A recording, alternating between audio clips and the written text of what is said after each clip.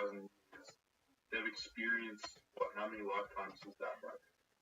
And so the average human is going to be a lot smarter. That's what I think.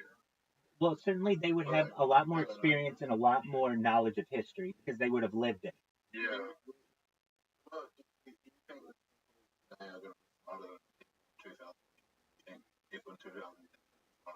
I think that people in 2,000 years will be smarter than we are. That's almost guaranteed just due to evolution. Basically, smart people get together and reproduce and make more smart people. If you look at the average IQ of a human over, Is it going down or up? Well, that's an interesting one. I feel like it would be going down because everyone's getting like brain rot. Wait, that's like little kids on iPads and shit. That's an interesting one. It's going. Why? Hey, just one moment, guys. Hey, what's going on, John? John Robert, how you doing, baby? Take an ass, take a name. How's your car Obama signed a penny new? We're going to the moon, right? Absolutely. How can I help you? Hey, John, I'm gonna send you my Discord. We have a bunch of people in the Discord. Come meet us in the Discord. I'll send it to you right now. Yeah, it's fucking opening. Dude, you got that it's right. Going down because people are relying on technology and vaccine. Those are the two reasons.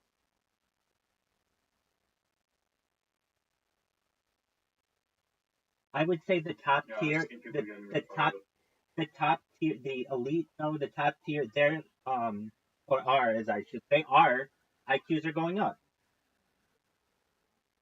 I feel like the richer class of IQ, the middle class IQ thing going down. Have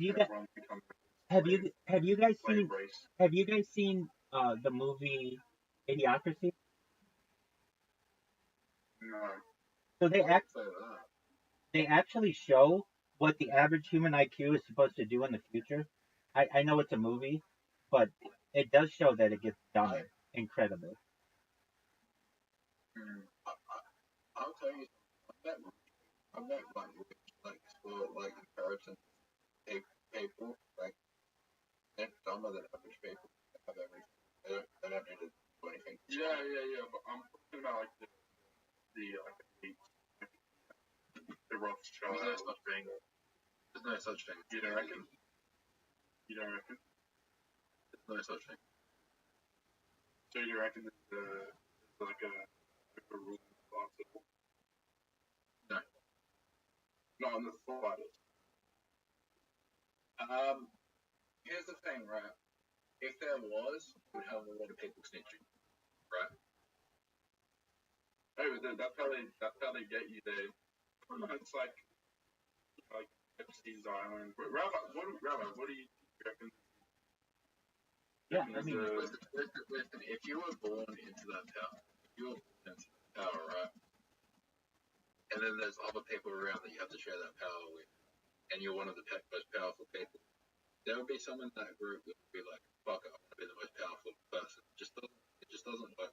Elitism just doesn't work, in my opinion. Like, I just think like speculation or these people do these things. I just don't. Because I know if I was in that situation and I had a situation where I had power, I would want to be the king of that group, be the most powerful person in that group. So when I hear people saying, "Oh, there's a group of people in the world that control everything," I'm just like, okay, well, who's the leader? Daniel Rothschild, and previously was Jacob Rothschild. It's going to be Rabbi Rothschild.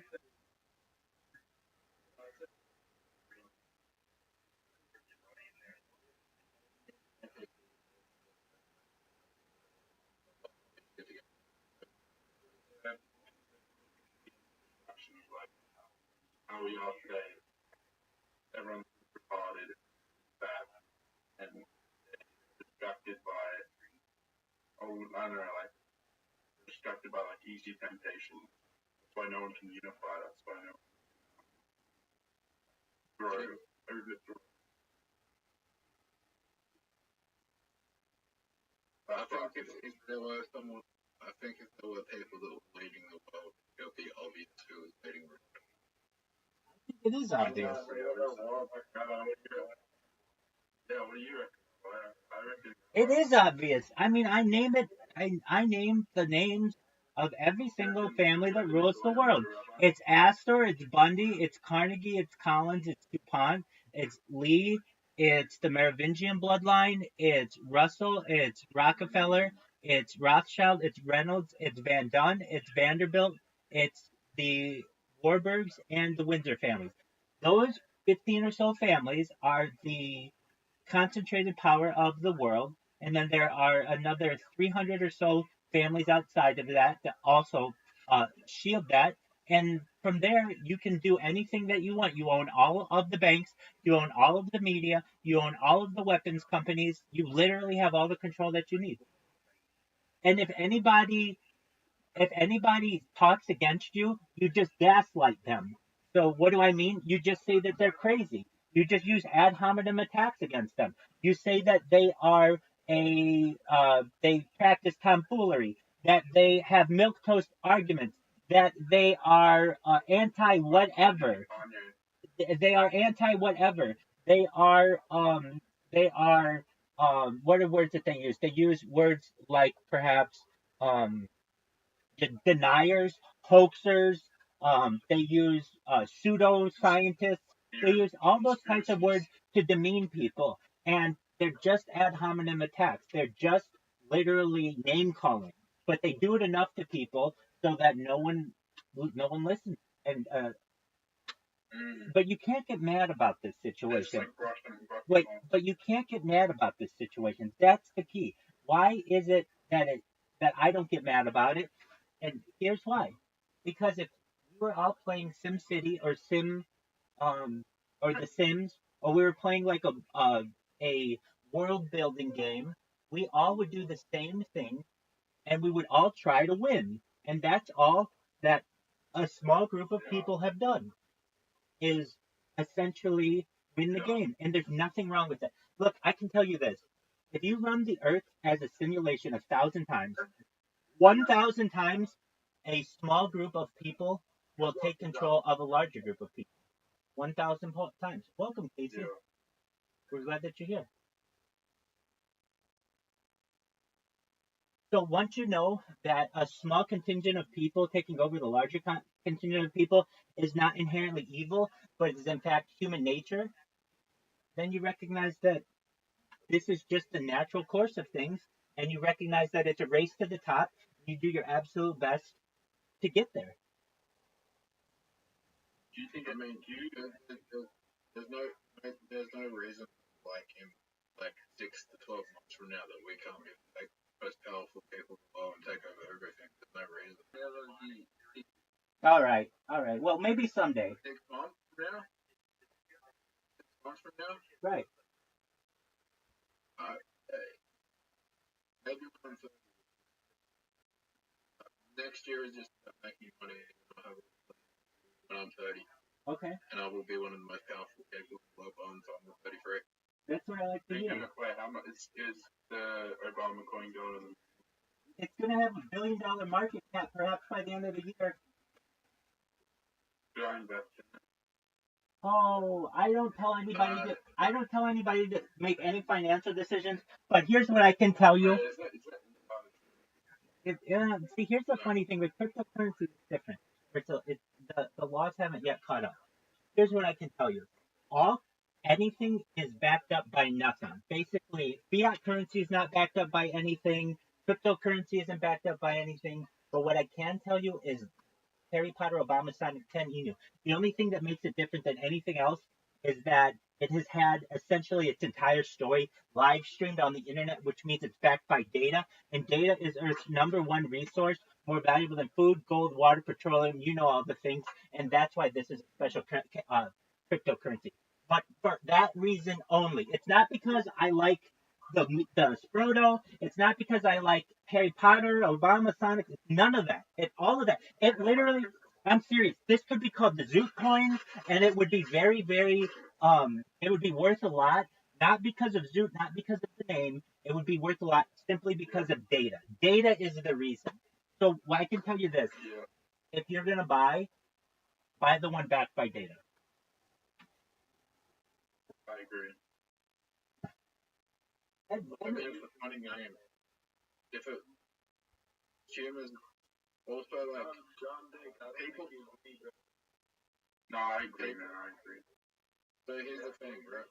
People are losing trust in people, and you're gonna see the stock market collapse soon because of the fact that people start to lose faith in people building businesses that they can't maintain. And that's why memes are doing so well right now, because everyone just wants to invest in a joke. And if people are investing in a joke, the financial system is broken. So John Dick, do you agree? Yeah, man, I agree. Do you reckon Elon Musk is Jewish? John Dick, No. do you think the Quavius pork pie? Nah. What about mouse pie? Nah. You think Darius pie? Yeah, I do actually. Fuck yeah.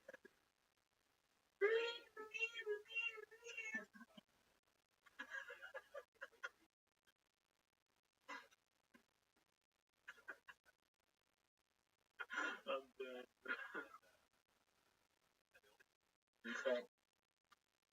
You think Rabbi would know Jewish?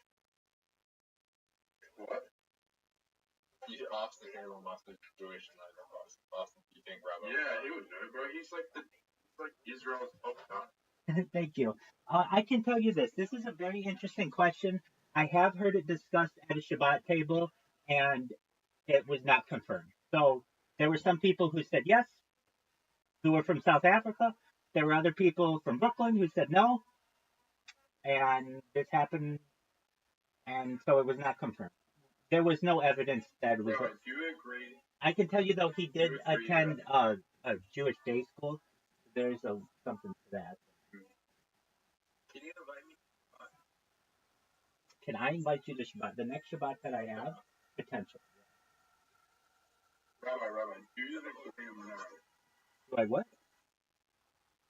Do the Goyim know? Do other nations know about what? About just do they know about I don't know. Do they just know? I don't know what you're saying.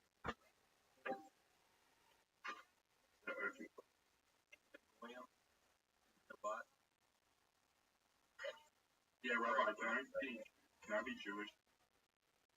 If you want to be Jewish, talk to your local Orthodox rabbi.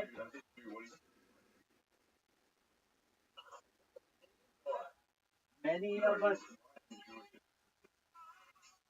Yeah. Here's what I can tell you. I want equality for all people globally someday. I'm not the person who makes those decisions.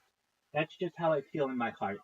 So any kind of words that are divisive, even Jew and non-Jew, I do my best to stay away from because I want to have a culture of inclusivity. When I'm talking to Jews, of course, there are some things that we can discuss, but when I'm talking to the general public, I do my best to be as open and honest as I can, but also as equal as I can. I want in the future all people to have rights across the board, no matter your background, black, white, Jew, non-Jew. I can tell you this, on the topic of race, just one moment, this is important, and then you go to bed. On the topic of race, and maybe we even just at least close this topic on this, I use the quote from Morgan Freeman. If you want racism to go away, it will. You just need to stop talking about it.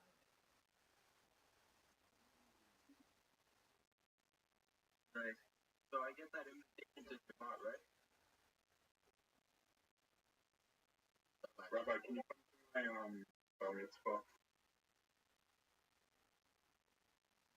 Can you circumcise me, Rabbi? I'm an anti-circumcision rabbi. I've had a bris, I've been circumcised, but I don't want it to continue. Yeah, I have it. I can show you my dick. You guys have seen my dick. You know where. No. Yeah. Hey, guys. I've been this question. I'm going to take I'm not asking a question. I'm saying if I'm making public Shabbat or not. That's a question, and I answered it.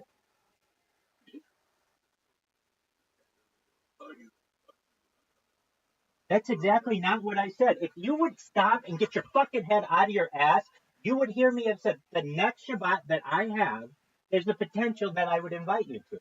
We can invite both Jews and non-Jews to Shabbat. But if you keep with that bullshit kind of attitude, fuck no. I don't want you anywhere near my Shabbats. My Shabbats are peaceful places. And I don't want your stressful, the stress that you would bring into my home, into my community with that. Now, if you can learn how to mature and ask correct questions and maybe be someone who I would be proud of in the community, then absolutely. I would have you with open arms. But you don't show that. If you showed some heartfeltedness to actually want to do this, then you would. But here's what you do. Hey, can you circumcise me? Hey, can you give me a bar mitzvah? Hey, can you invite me to Shabbat? I told you, if you want to be Jewish, what did I tell you?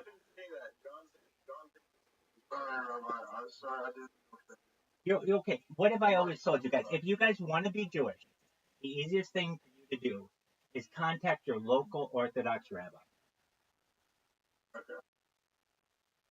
That way, you will be seen as a Jew as much as I'm a Jew, or as much as Benjamin Netanyahu's a Jew, or as much as Moshe Rabbeinu, Moses, our teacher, was. You'll be as much of a Jew as any of us are.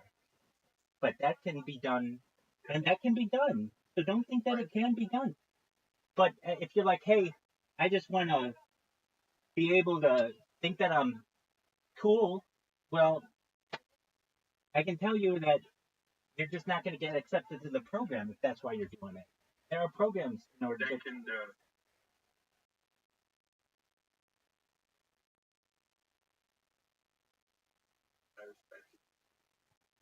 Very well. That's a mature way to handle it. And if you really are interested, Chinese merchant, I can tell you that if you have interest and you act with maturity, the second that I go viral and after all of the hoopla is done, and I can open up my home for a real Shabbat, absolutely, we'll have you there, and we'll have you talk about it. Wait, just one question. Go ahead. What's a Shabbat? It's a Sabbath.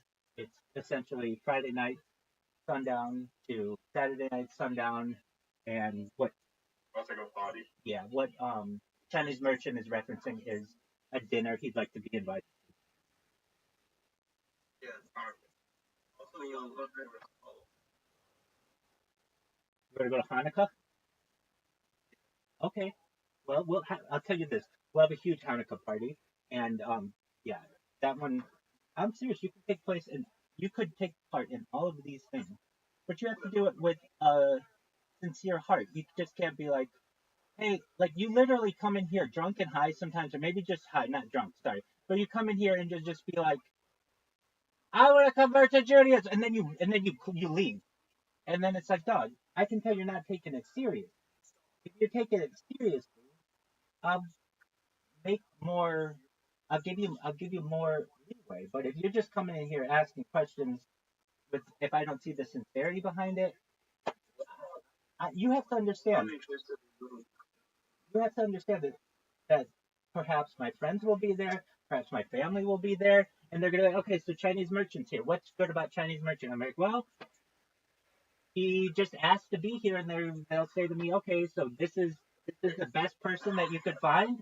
I'm gonna say no, he's just somebody I found. That's not who I bring to my Shabbat. Shabbat people are only the best of society. That's the only people who get invited. So be the best of society in all aspects, and you'll have many, many opportunities. So, you bring Aiden Ross? Absolutely, 100%.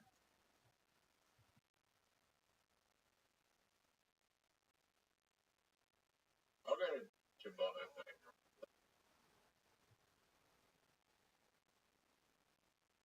Excellent. All right, guys, we're going to listen to Haskalah. This is the Jewish Enlightenment. Enjoy.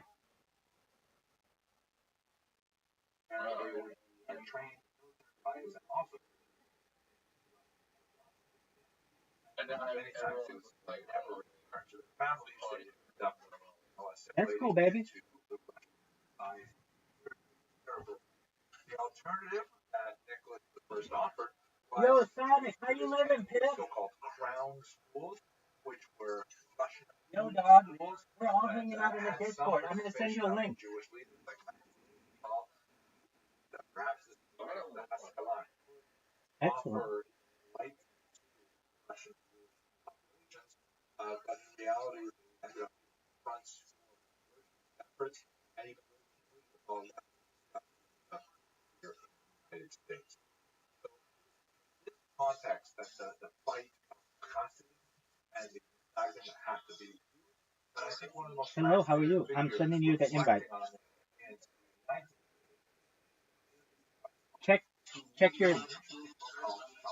Check your DMs. I just sent you one.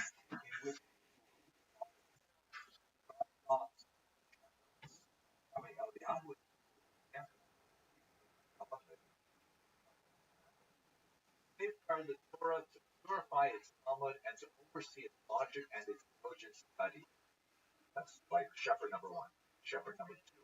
The Hasidim in Bolivia, martial devotion, family members of right? The Hasidim with their ideals of Beirut, close to God and so on. And finally, the great sage of our people, Moses ben Menachem in Germany, that's Moses Mendelssohn, an older than Menachem, who of course was self-observant, as we mentioned earlier, and called him to place the cradle of enlightenment in the lap of religion. Now, of course, not everyone would agree of Rabbi Tzvi that, all three of these shepherds, the leader of the Misnagdim, the leader of the Hasidim, and the leader of the Maskilim, that they all somehow by God to the future. So I'm going to leave that to debate. Worthy of note, today, a couple of centuries later, all three of these movements, the Misnagdim and the Maskilim, exert tremendous influence on the development of identity and exist with each other in kind of a dynamic tension to tease out in modern. Okay, I hope you enjoyed this lecture. I had fun thinking about it, talking about it. And John, I'm glad you're here. If you are so inclined, please do subscribe to this channel. Other people like it, because one of my increasing pleasures with putting these lectures out there is seeing other people hit that subscribe button and increase the universe of people who are interested in studying Jewish history with me. Thank you very much for watching.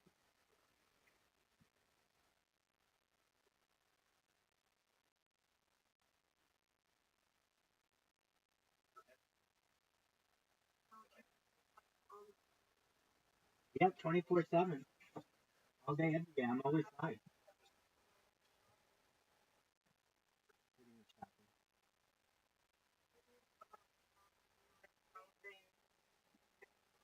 Oh yeah. So I do IRL, but I get a lot of my stuff just. But yeah, I streamed as far north as Santa Barbara, as far south as San Diego, as far west as the ocean, Santa Monica, as far east as the mountains and the desert, and I have streamed at Beverly Hills. I've streamed at Disneyland. So I have a lot of IRL footage. Basically, nobody watches it because I have so much footage. Period. Yeah, it's on Instagram, and whenever I need something, I do my best to do it all on camera. Essentially, real life Big Brother. You can watch me whenever you want. So when I go with your tourist guide, there's Oh, what is it? on the south side.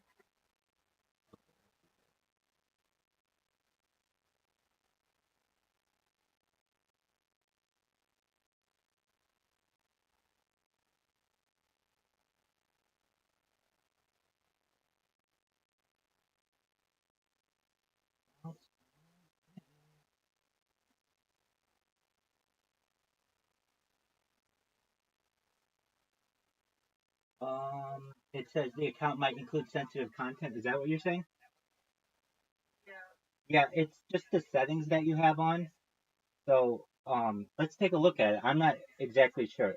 I don't log into this account often, but I want to know just as much as you do. So we'll find out. It's nothing wrong. They're saying that it is. Well, maybe it is. I don't know. We're gonna find out together. That's the thing. If I don't know, I want to find out just as much as you do. Southside Pimp. Is it 001? Southside Pimp 00. Just two zeros? Okay. Password.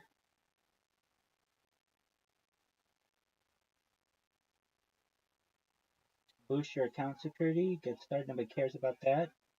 Okay, what is going on in my account? What is my profile picture? I think that's my right here in my arm.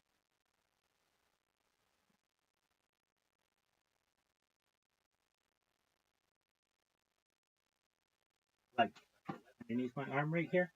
I have another picture that I just posted to Reddit here of the. It's a similar picture. Um,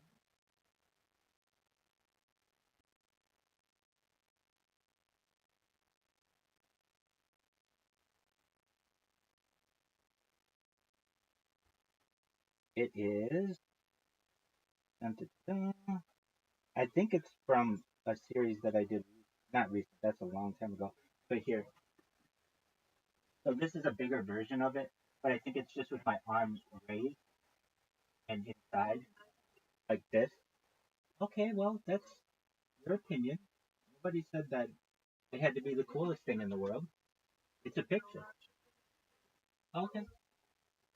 Oh, apologies. I misheard you. I apologize. I thought you said that's nasty. I was like, okay, well, what do you want me to do? Yeah, no, I understand. Um, but yeah. As for the content, though, let's see why it got banned or why it's saying that. So it could, I don't know. I mean, it's just a bunch of pictures. It's just a bunch of videos of me that are just from the same angle. So I don't know why they consider this to be sensitive.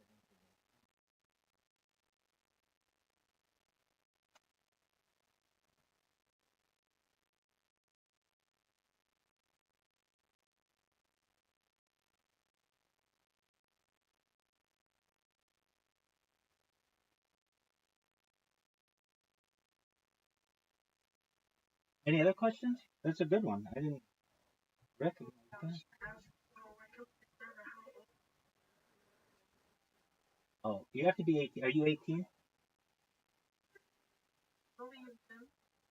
How old are you? Okay, so I can't have you in here. It says that you got to be. Take care, Z. So you need to be 18 before. Yeah, it says that when you come in. It says you must be 18 years old to be in here. That's cool, right? Exactly. They sent a message on Telegram. Excellent. I'll take a look when I can, my man. They actually do, yeah? Okay, sounds good. That's all for me. Pardon me? I said, you guys. Do I have anything for you? No, not right now, my man. Alright, problem.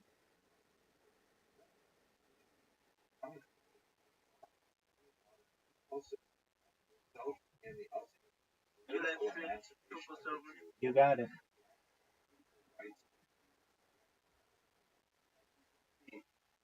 Ego emancipation, not quite the same thing as social, but nevertheless, it's a fascinating story, and in many ways, it represents the beginning of the as we understand. Really important for us to take a second. What does the word emancipation actually mean? It's a word that Jewish historiography has seized upon, although it clearly is borrowed from much more dramatic emancipation that occurred in the context of American Civil War in the 1860s.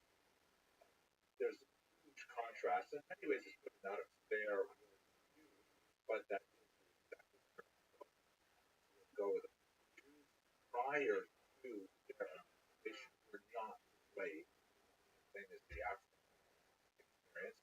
They were largely,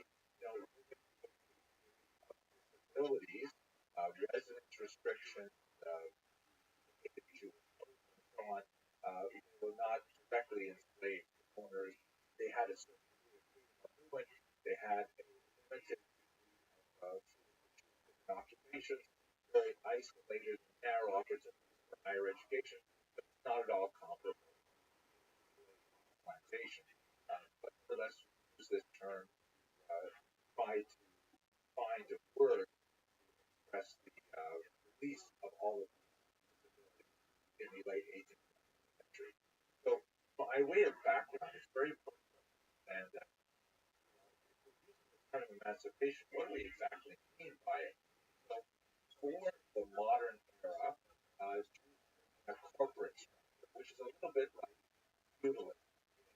Everybody in society box that is related primarily to their overall economy. Massive block that is primarily populated by serfs who have the least amount of rights. They are kind of attached to the land, and although they're also not enslaved, they are nevertheless highly dependent on the ability for their rights of movement, marriage, and things like that. But they nevertheless have kind of like day-to-day freedom, very unslaved life. The Jews were not in that box. The Jews were also not in the box of nobility or knights. So people like that engage in various activities that are specifically, related to their high status in society, managing large, farms and manors and things like that. The Jews were closest to the burghers or the recipient middle class or various types of commerce. Heavily urbanized, but even in urban centers, frequently denied formal status. They were typically denied access to a whole range of professional skills, things like that. And they weren't really the burger class or burger status. They in their lifestyle, they obviously were not clergy, which is another box. Kind of So what exactly were they? Well, as we discussed in previous lectures, actually servants of the royal chamber. They had like activities, also middleman activities, primarily tax farming and leaseholding and so on, and obviously very active in money lending, and a lot of cash that their activities produced was directly taxed by the king, in exchange for which the Jews had the protection of the chamber, the protection of the king, and that's basically how they managed to. But with modernity, a lot of things changed because it was no longer possible to keep people in these boxes. Serfs were being emancipated all over Europe. The last Russian Empire, they were also the last Roman as well, 5 years later. And people were like, industrialization was happening, and people were like factory jobs, which really upended a lot of the structure of agrarian life. But it was like a period of transition where you might have people who would go back to the ancestral farm and essentially like activity during harvest. Then they would go into the city and work like blue-collar jobs and factories. So it was a very kind of transitional period. The Jews, for their part, were really pressing to get more rights as residents to move wherever they wanted. Thank you for your help. I now see what I need to do. Where because untrustworthy, they had to endure litigation, make court, like they had to stand on to those things, and so on they wanted to get rid of a lot of these things. They wanted access to higher education. They wanted access to, generally everything that was going on in culture and science and society in modern and emancipation. Slowly, it starts, granted, obviously very closely related to the Haskalah that we discussed in the video, right? Because while the Jewish Enlightenment was primarily an intellectual movement that was about changing the way Jews thought and bringing more into line with the intellectual currents of contemporary European culture, it was also a political movement. If Jews can be reformed in terms of their use of the vernacular, in terms of their relationship with society, understanding their civic responsibilities, society should in turn give them legal rights. Let's not forget that much of medieval history, Jews were considered formally travelers. They were like resident aliens. They were not considered like formal subjects of the king like everybody else was. Modernity is the time when kings in general were redefining the idea of society being made up of equal citizens, particularly white males. That's something that was coming of age, and the Jews were claiming their rights to be there as well. So let's look for a moment now at the United States, which was technically the first modern country to formally emancipate the Jews. And it was not the hardest thing in the world for the United States to do. This is because the Jews did not constitute the major challenge to emancipation. Obviously, African American slaves were the big challenge. America is very much a society that is still trying to come to terms with the racial character of its history. And the Jews were nearly but not quite white. This is not the place in this class to talk about the gradual whitening of the Jews. But one of the things that is largely true of American society is that Jews were generally considered like not quite white like Northern Europeans were. By the way, not only Jews, Irish and Italian people and so on. Up until really the 20th century, like off-white, the skin tone of social structure in 18th century America, 19th century as well, they were not quite the same degree of whiteness. Obviously, this speaks to the fact that whiteness is largely a social construct. Obviously, there are skin tones that we can discern visually, but especially when you get in the kind of the middle range, it really depends a lot on how a person behaves, how a person carries himself, how a person is viewed by society around them that determines whether or not a person is actually white or actually not white. The Jews were, for the most part, nearly white, and more significantly, they were not Catholic. There was tremendous antipathy towards Catholics, regardless of the skin color. It happened to coincide, of course, with the Irish and with the Italians, who were also generally Catholic. There was a lot of hesitation to giving rights to, first of all, African Americans. That, of course, the Americans fought a war over that, but also the nearly white peoples like the Irish Catholics, the Italian Catholics, and the Jews. So, viewed from the perspective of those who wanted to limit the full access to society in early America, the Jews were like a lower priority for their inclusion. The kinds of disabilities that Jews faced in 18th and 19th century America were comparatively minimal. There are questions about whether or not they could hold public office, some issues of whether or not their oaths would be trusted because they could not take them on Christian Bibles, for example, and those were fairly easily dealt with. The Constitution of 1787, and especially the Bill of Rights of 1791, clearly indicated that Jews should be free of these disabilities, although vestigial oath laws did persist in some states until 1877, when the last one was removed. That was applying specifically to New Hampshire. So, in other words, the United States of America, very small Jewish population, nearly white, it's not really that difficult to actually make that big step on emancipation. In England, you have a fascinating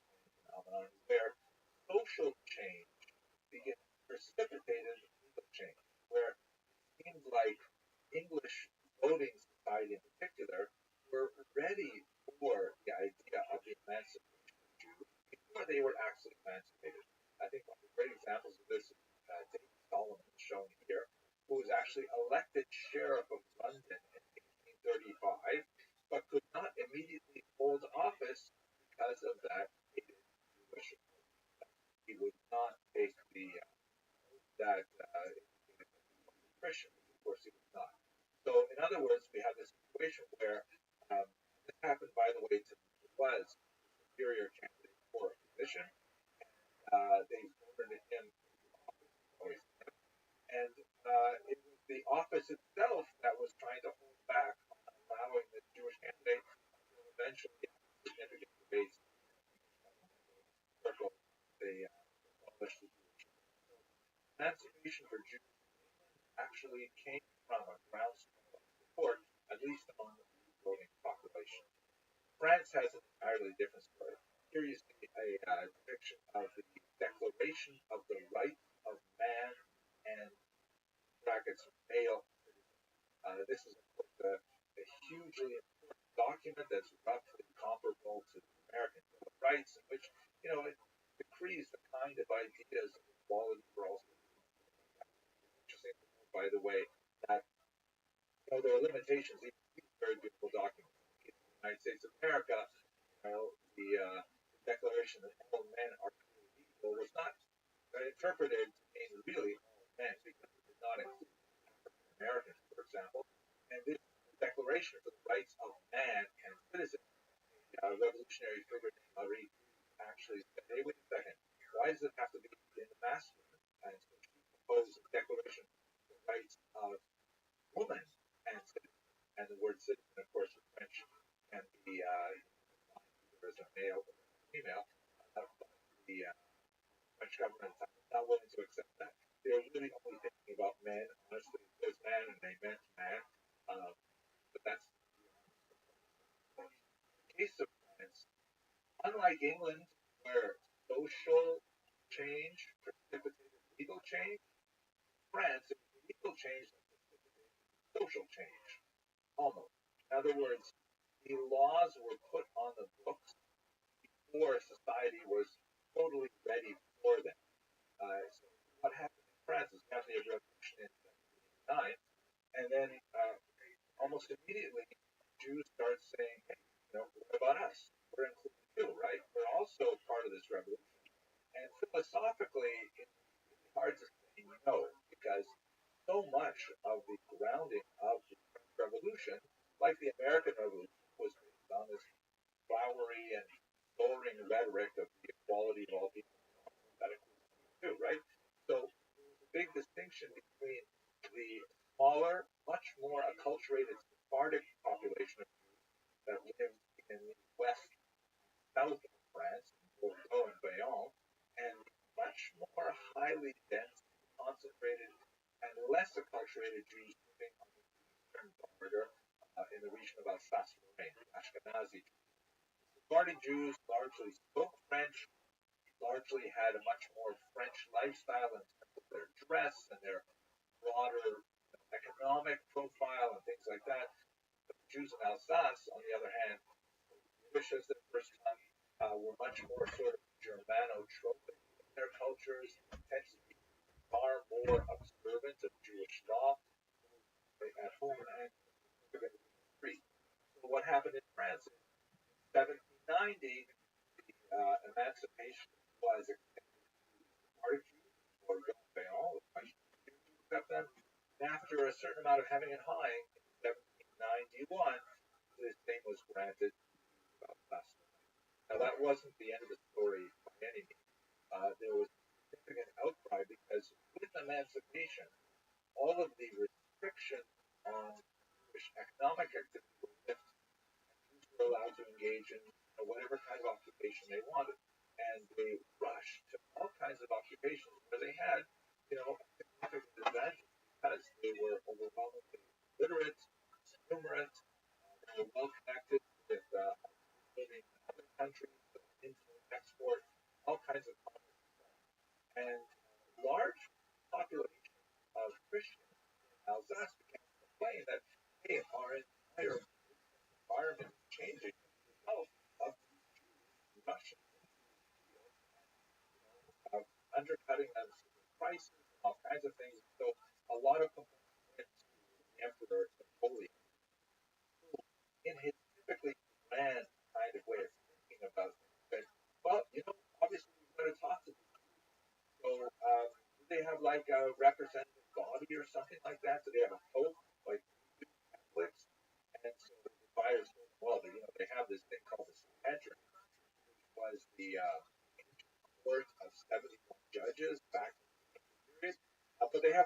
1900 years. They were exiled from, actually, white exiled, but shortly thereafter.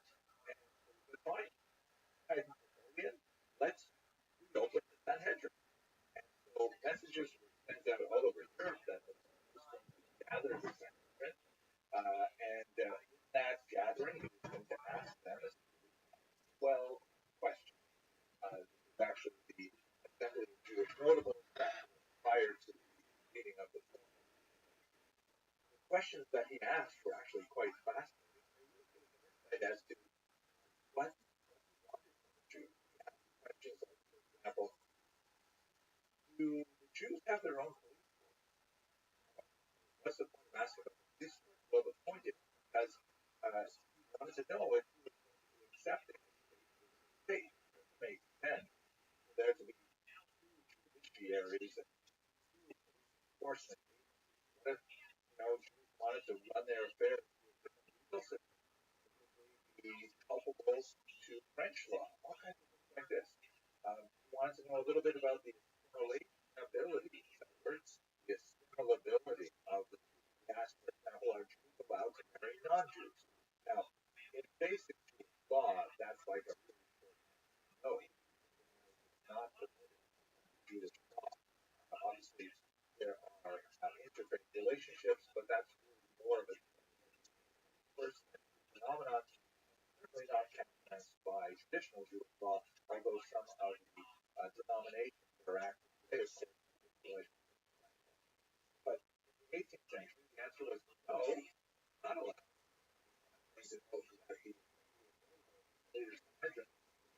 Made up largely all represented what we call the Orthodox, and they essentially hemmed and hawed on well, exactly, precisely, essentially, they knew what kind of answer they wanted, and they provided. I think the most dramatic moment during the Sanhedrin was the assembly of notable gathering. Would the Jews defend France? Would they consider themselves French, or would they join in their enemies? France and Germany are having wars. Well, once every 30 or 40 years.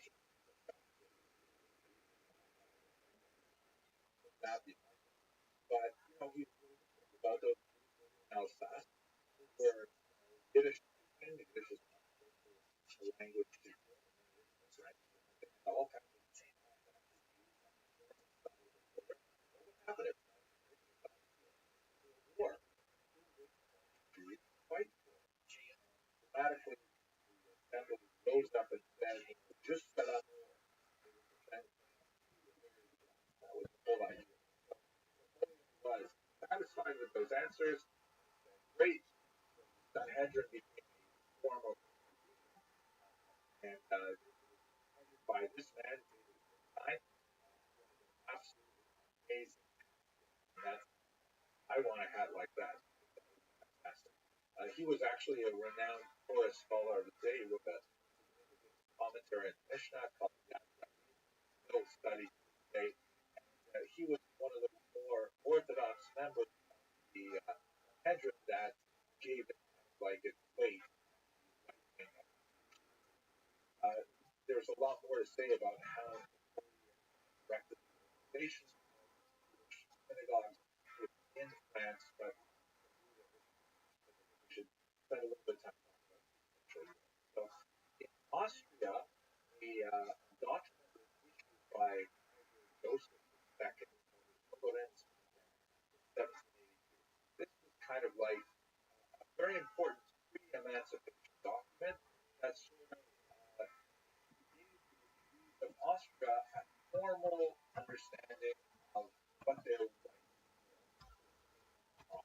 And that's very important because, right as opposed to notion, the second step to full emancipation. But what happened over the next 100 odd years was really quite distressing and confusing.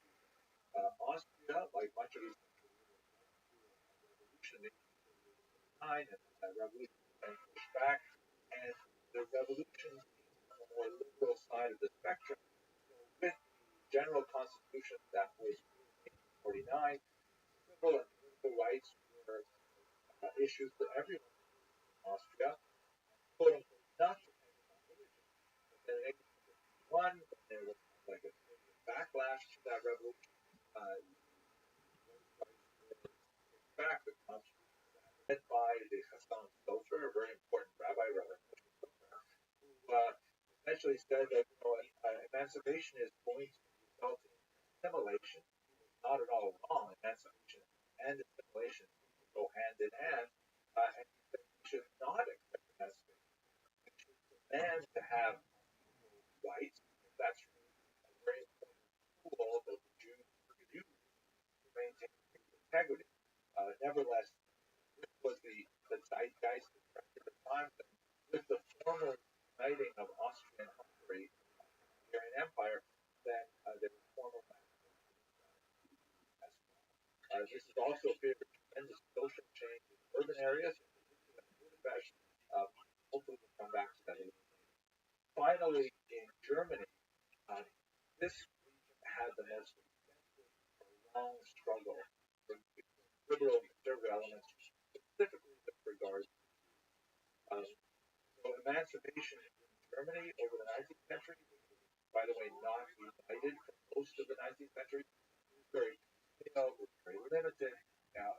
Rights given to were frankly extended in a very grudging manner. There was a tremendous amount of social hesitancy. So, like in great contrast to England, where social change demonstrated readiness for emancipation well before it was actually granted, Germany had a situation where there was definitely very little social readiness for emancipation. There were some, bright lights here and there, like Ellen Home, who wrote a very important work advocating for the emancipation of Jews. But by and large, society as a whole was just not ready for emancipation. But a far more representative figure would be someone like this man, Reichke, a very significant historian who entered into a very heavy debate with threats of the publication of the latter's history of the Jews. Reichke coined the unfortunate phrase, are our origin, and he articulated a position that would later be picked up very enthusiastically by none other than Adolf Hitler. He argued that the emancipation rolled back, and of course, the last Holocaust. That's a very quick look at the emancipation of Western and Central Europe. And in the next video, I'd like to look at Eastern Europe, which is a very different trajectory. If you enjoyed this video, please consider subscribing. We have a great learning community that is always expanding, bringing in lots of people who want to study Jewish history. And I guess that's about it. Thank you very much for watching.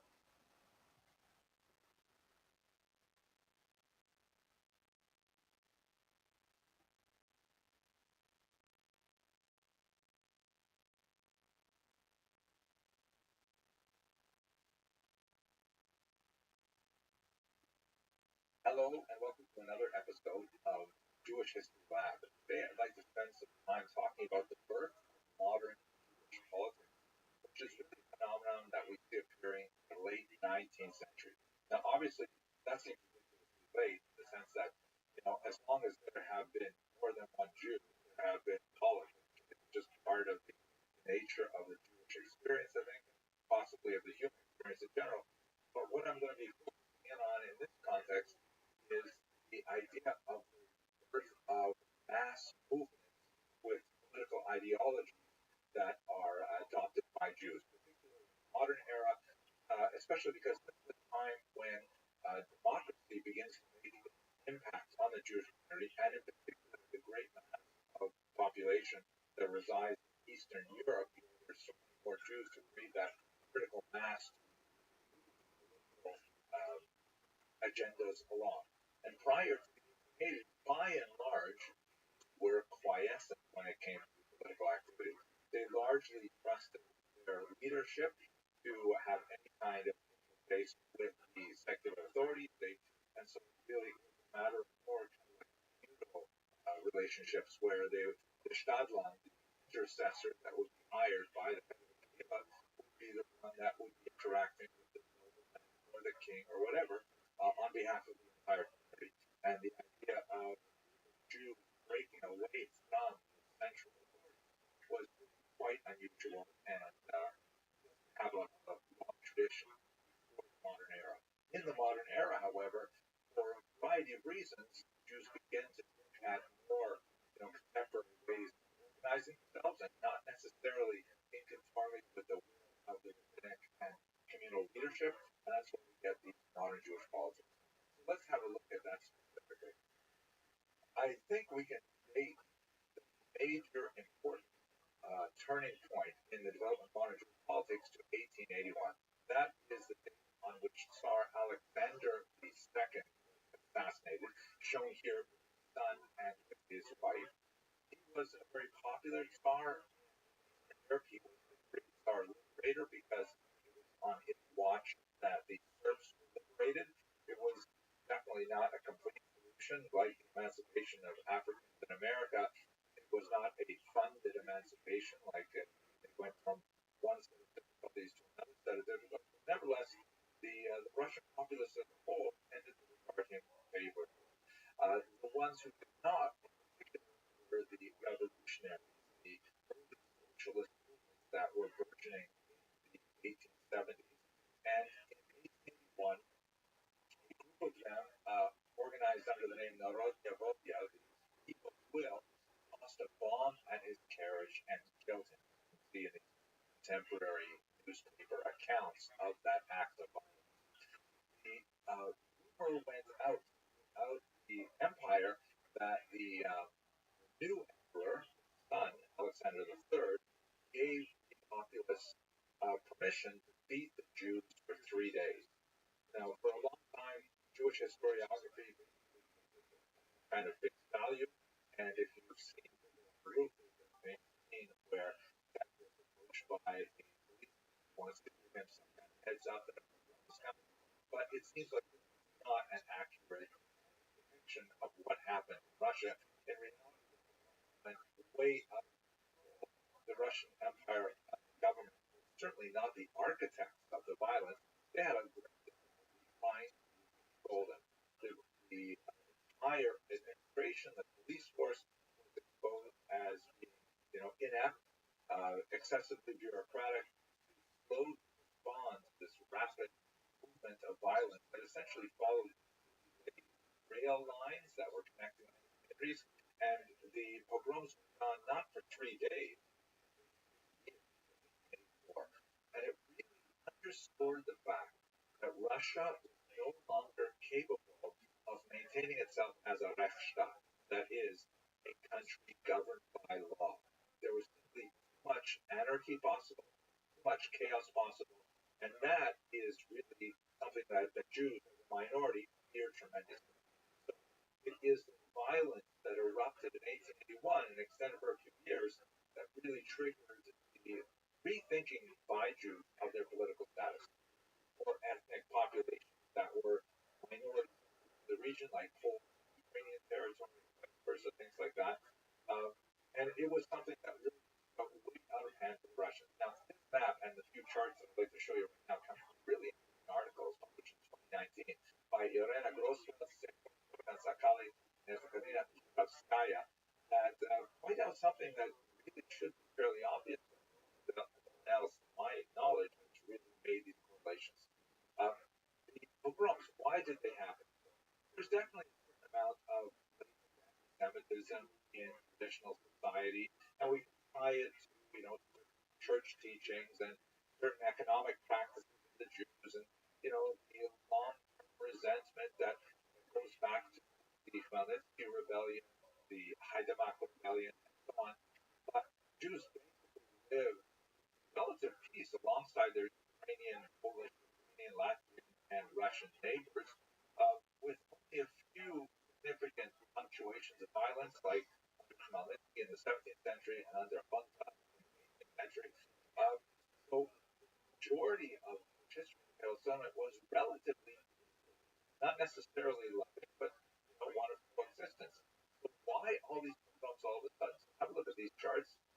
Let me just move over to the other side of the screen here. So this is a chart that shows the number of pogroms in the years 1800 to 1928. And I'm a little bit suspicious of the last number because I always thought there was a much bigger surge in 1919, but let's take it at face value now because the conclusions are going to be really useful. Here is the number of pogroms correlated with years of crop failure. And as you can see, yes, pogroms do correlate with certain periods of crop failure, by no means all periods of crop failure.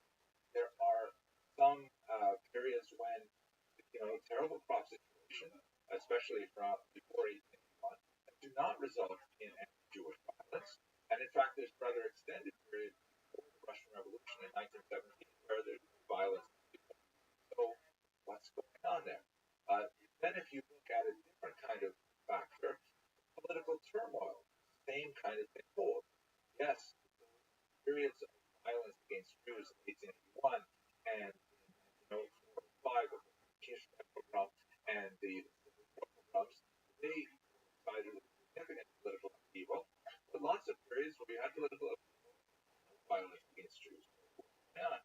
So what the authors of this study did, which was very clever, is they put together both with violence against Jews and the money chart right here. Wow. The purple lines demonstrate that when there is a combination of political turmoil and crop failure, that is a disastrous time for anti-Jewish violence. Meaning those two factors joined together have a direct correlation with violence against Jews. And I think this says a lot about the fundamental working pieces that motivate people to attack their neighbors in this circumstance. Okay, let's look under these circumstances. We have 3 years of chaos in the former Russian Empire, and Jews are basically saying, nothing's working here. We've been relying on our traditional leadership for a long time. We're very disappointed with how they handled, among other things, the capitalistic crisis that we discussed. We have to do something. So basically, Jews decided en masse that they were going to use 5 distinct strategies to meet the moment. Here they are. The first is actually the most traditional of all. That is emigration. Right? That historically, when conditions are going increasingly poor for a particular region, and they see no easy way to change it, they pick up and they move somewhere else. This is a 2,000-year-old tested strategy that has worked fairly well. And so you can see from this map, which we looked at in another context, a large outpouring of Jews from the Pale of Settlement to America, Canada, the United States of America, to Canada, South America, into Western Europe, significant numbers of the land of Israel and to South Africa, a small number going all the way out to Australia. This traditional strategy ultimately doesn't solve the problem. It just hopes that it will be better somewhere else, and it will in fact become worse, which we shall see in the 20th century in Western Europe. The second major strategy says, no, we're not going to leave this country. We're going to change this country. And that is the widespread adoption of socialist ideas by many Jewish youth, particularly during this time. Here's a mugshot of Leon Trotsky, one of the most important Jewish socialists in the period. He was the mastermind behind the 1905 Wildcat strike that ultimately forced the Russian government to change its way of operation. But it's called the 1905 revolution. It really was a revolution because the Tsar was in power, but he had to cede more authority to a devised parliament.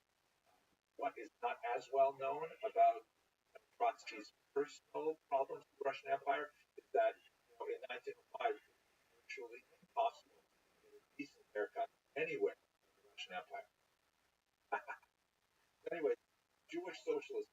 This was something that was antithetical to traditional Jewish values, primarily because socialism, following the ideas of Karl Marx, who was himself born Jewish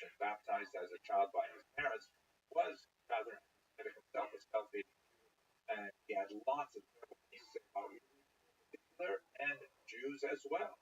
So the socialists tend to have very anti-religious, anti-clerical position, not represent the mass population, but there was definitely a segment of the younger population who felt like socialism, although it represented a radical break from Jewish culture and thought and so on, nevertheless represented a forward for a more enlightened society. We'll continue with the next bit. Thirdly, rather than saying emigrate, it gets better someplace else. Rather than saying let's not emigrate, let's try and change the country here. The third strategy is Zionism saying let's emigrate, but we'll emigrate for the last time. Emigrate back to our national homeland in the land of Israel, and we will there reestablish a Jewish polity, Jewish state, a Jewish army, Jewish flag, Jewish passports, and so on. And this will be representative of some kind of secular messianic ideal where it will represent the end of time, because Jews will no longer wander from one place to another. Here is an image of the first Prime Minister of Israel, David Ben-Gurion, the large picture of the founder of political science in the background, proclaiming the independence of Israel in 40 years. This was also a very, very popular option that many young Jews travelled, even though, like socialism, most of the traditional rabbinate and leadership opposed it, saying that it was kind of like a chutzpah, act of insolence towards God, in the sense that, turning to Israel is part of the messianic future, and by, forcing God's hand, by moving to Israel and is trying to establish a state before the Messiah arrived, that was almost heretical to some rabbis, and therefore this also represented a break from tradition. The fourth option was the least popular, but nevertheless had a significant impact ideologically. This is the notion of diaspora nationalism that said essentially, okay, we're not going to leave, no immigration. We're not going to change the society socially. Such a radical change, we're not going to do that. We are also not going to move to Israel, which actually, diaspora nationalism, sort of represented a step backward in terms of the evolution of the Jewish people. Because as the founding ideologue of diaspora nationalism argued, Jews had sort of advanced beyond the stage of needing a political state to constitute their own identity. The Jews were capable of perpetuating their culture and thought as a minority scattered throughout the world. So to go and say, oh, we want to create a state somewhere, whether it's Israel or Uganda or anywhere, that represents looking backwards to the diaspora nationalists. And where they had a limited amount of impact in Europe, their ideas were actually implemented very quickly in Ukraine, and then for slightly longer periods, the interwar states of Poland, Lithuania, Latvia, and Estonia, everything came to a crashing halt with World War II. A version of diaspora nationalism, however, survives in the institution of the Jewish Federation, which is kind of like this loose agglomeration of Jewish groups around the country to collectively raise money for charities, represent Jewish interests, for democratic government, and so on. A huge difference in the way the diaspora nationalists envision their thought of how to deal with modernity and the way the Jewish Federation works. Is that the Jewish Federation is entirely voluntary. A person can choose to identify as a Jew or not. That's modernity doesn't really demand that you have to fit into a particular box. The diaspora nationalists had a vision where Jews would actually be in a fixed group. They would pay a certain amount of taxes to their own leadership. They would have the rights as a group to draw on state resources for communal practices. They would have a certain amount of protection in terms of not having elections on Shabbat and things like that. But it was a much more kind of like well-structured organization, Federation, which is essentially a volunteer organization. However powerful and effective it is, it ultimately depends on wanting to belong to it, which was not the case with diaspora nationalism. And finally, the last national strategy to deal with evolution of Jewish life in a modern democratic area are so-called by me anyway, the new traditionalists. These are Jews who really are still, in many ways, thinking the modern era of traditional Judaism, very much orthodox kind of way of thinking, and they're saying, wait a minute, why are Jews organizing politically? We should be investing much more energy in our religious activity. We should be focusing on things we need as religious Jews. However, given the rapid advance of democratizing movements in Europe and the promise of a democratic Russian Empire, which turned out not to work out that way, not in the 20th century, at least not the beginning of the 20th century. We'll talk about that later as well. They said, you know what? We don't organize politically like these other non-religious movements. We will use the opportunity to express the voice of religious Jews, which represents a very large proportion of the overall Jewish population. And so you're going to read traditionally with parties like Agudas Israel, Achim, and other groups, they essentially try to promote a religious agenda that really demands things specifically for religious observance within democratic or purely democratic environment. Okay? Those are the five basic strategies that are used in those parties. There are lots of shadings in between them. Let's just have a look at what they look like on the political spectrum. And essentially, I'm going to be reviewing the material in the last few slides, but we will be putting it in a graphic format so it's a little bit easier to understand.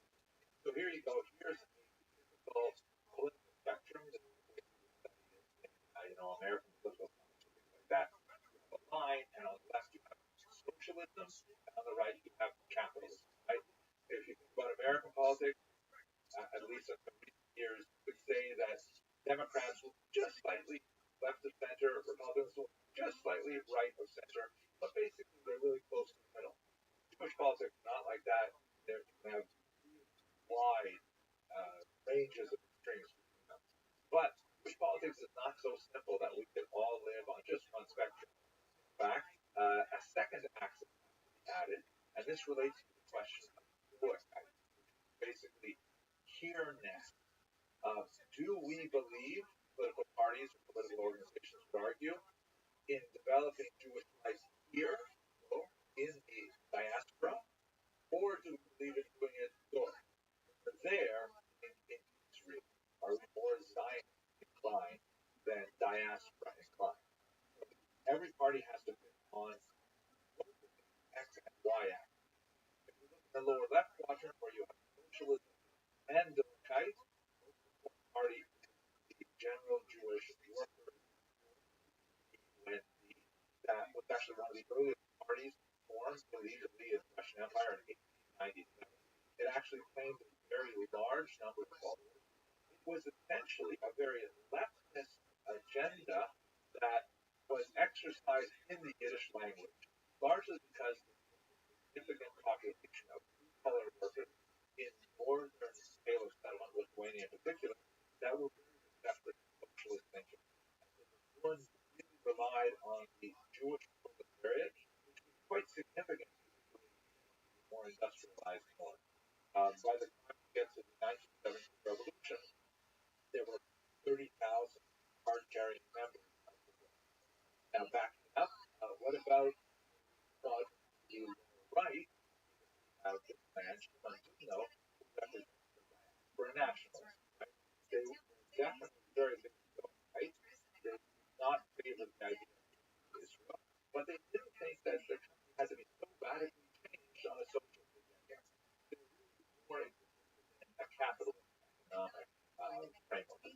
Now, if we go up to the top right quadrant, we have, of course, very important group, the Zionists, and there are many, many shades of Zionist interpretations, but the most significant one was the group that was founded by Theodore Herzl, shown here, the father of modern political Zionism, who in 1897, years before, had the General Zionist Congress, and the things that he was associated were called the Allgemeine General. It was more of a big, large umbrella. Contrasted the revisionists who are up here, sort of like more extreme Israel, more extreme, not necessarily capitalist, economically, but definitely in a kind of political sense. Vladimir Jabotinsky is an important figure and activist among the revisionists, and they essentially believe that Herzl was far too diplomatic, that he was far too trusting in the goodwill of the nations that surrounded Israel or the great powers. They felt that Herzl's approach was basically a kind of shuttle diplomacy. Go here, talk to this important leader, go there, talk to that important leader. Eventually, you'll negotiate through and we'll get through. Jabotinsky and his followers felt no, Jews must be much more aggressive. They must be much more militarily trained. They should have more of a kind of a right-wing outlook. The approaches of Herzl and Jabotinsky. Right, Taylor Swift, you dumb cunt. Your fucking boyfriend finally got his goddamn ass together and got fucking thought you got your fucking right to do the goddamn fucking celebration. Oh, this lady just saying. Oh, not this one. This lady's hilarious. Hey, touchdown. Well, finally he got his shit together. When is this bitch's tour over? This is the longest fucking tour ever. This is longer tour than they did in fucking Vietnam.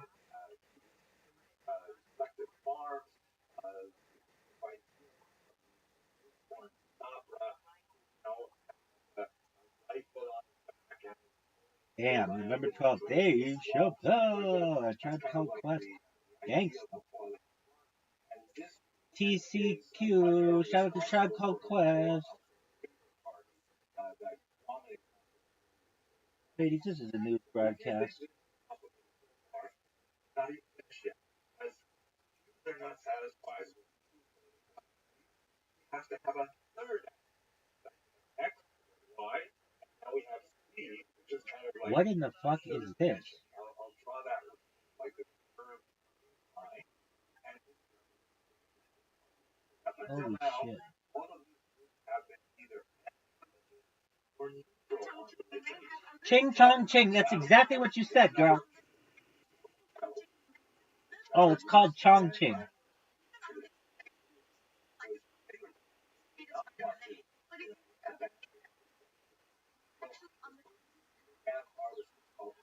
Holy fuck, girl.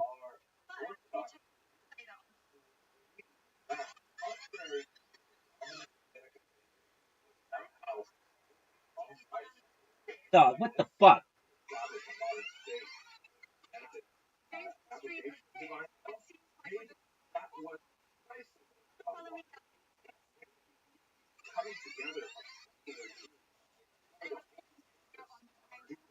Wait, which one? You just went down the stairs. Okay. Grind it. It's this. Ching chong ching. Everybody knows that. Oh, ching. No one knows what the shit.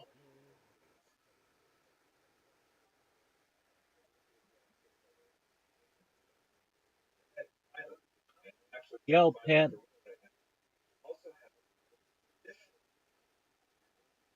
Oh, let's close all that stuff.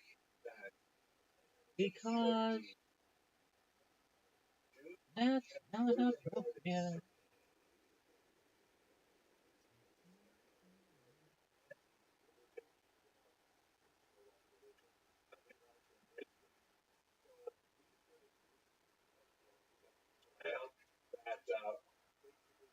Organize themselves in order to the right among the great are the shots, the program, which I'm very proud to in myself to 5-minute class page of the Talmud, 2,711 folios that over the course of the 7-year cycle, the students of the Talmud complete the entire corpus of the Babylon. This is the most recent celebration of the completion of another cycle that was held all over the world this MetLife Stadium. I was actually at the celebration. So that's kind of like the things that Agudat Yisrael does. They think about what do yeshivas need, what do kollel families need, and they're all sort of like politics in order to defend that sort of thing. So that's a graphic representation of how political orientations develop, relate to each other. That lots more people are interested in studying Jewish history. And if you don't want to miss a lecture, make sure you click on the little bell button on your YouTube so that it'll give you a notification. Videos happening or a lecture is happening where we can actually communicate in real time in the chat. And of course, we have other levels of membership which give you access to other lectures and live events like that. But I'm really happy that you're with me for this video, and I look forward to it. Thanks very much for watching.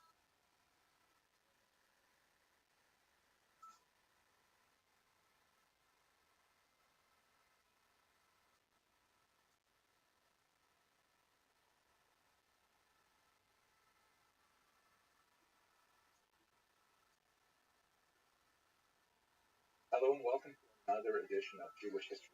Let's move forward into the 20th century and speak a little bit about the fall of the Russian Empire, which was one of the massive events that affected a tremendous number of Jews who were largely concentrated in Eastern Europe in the 20th century.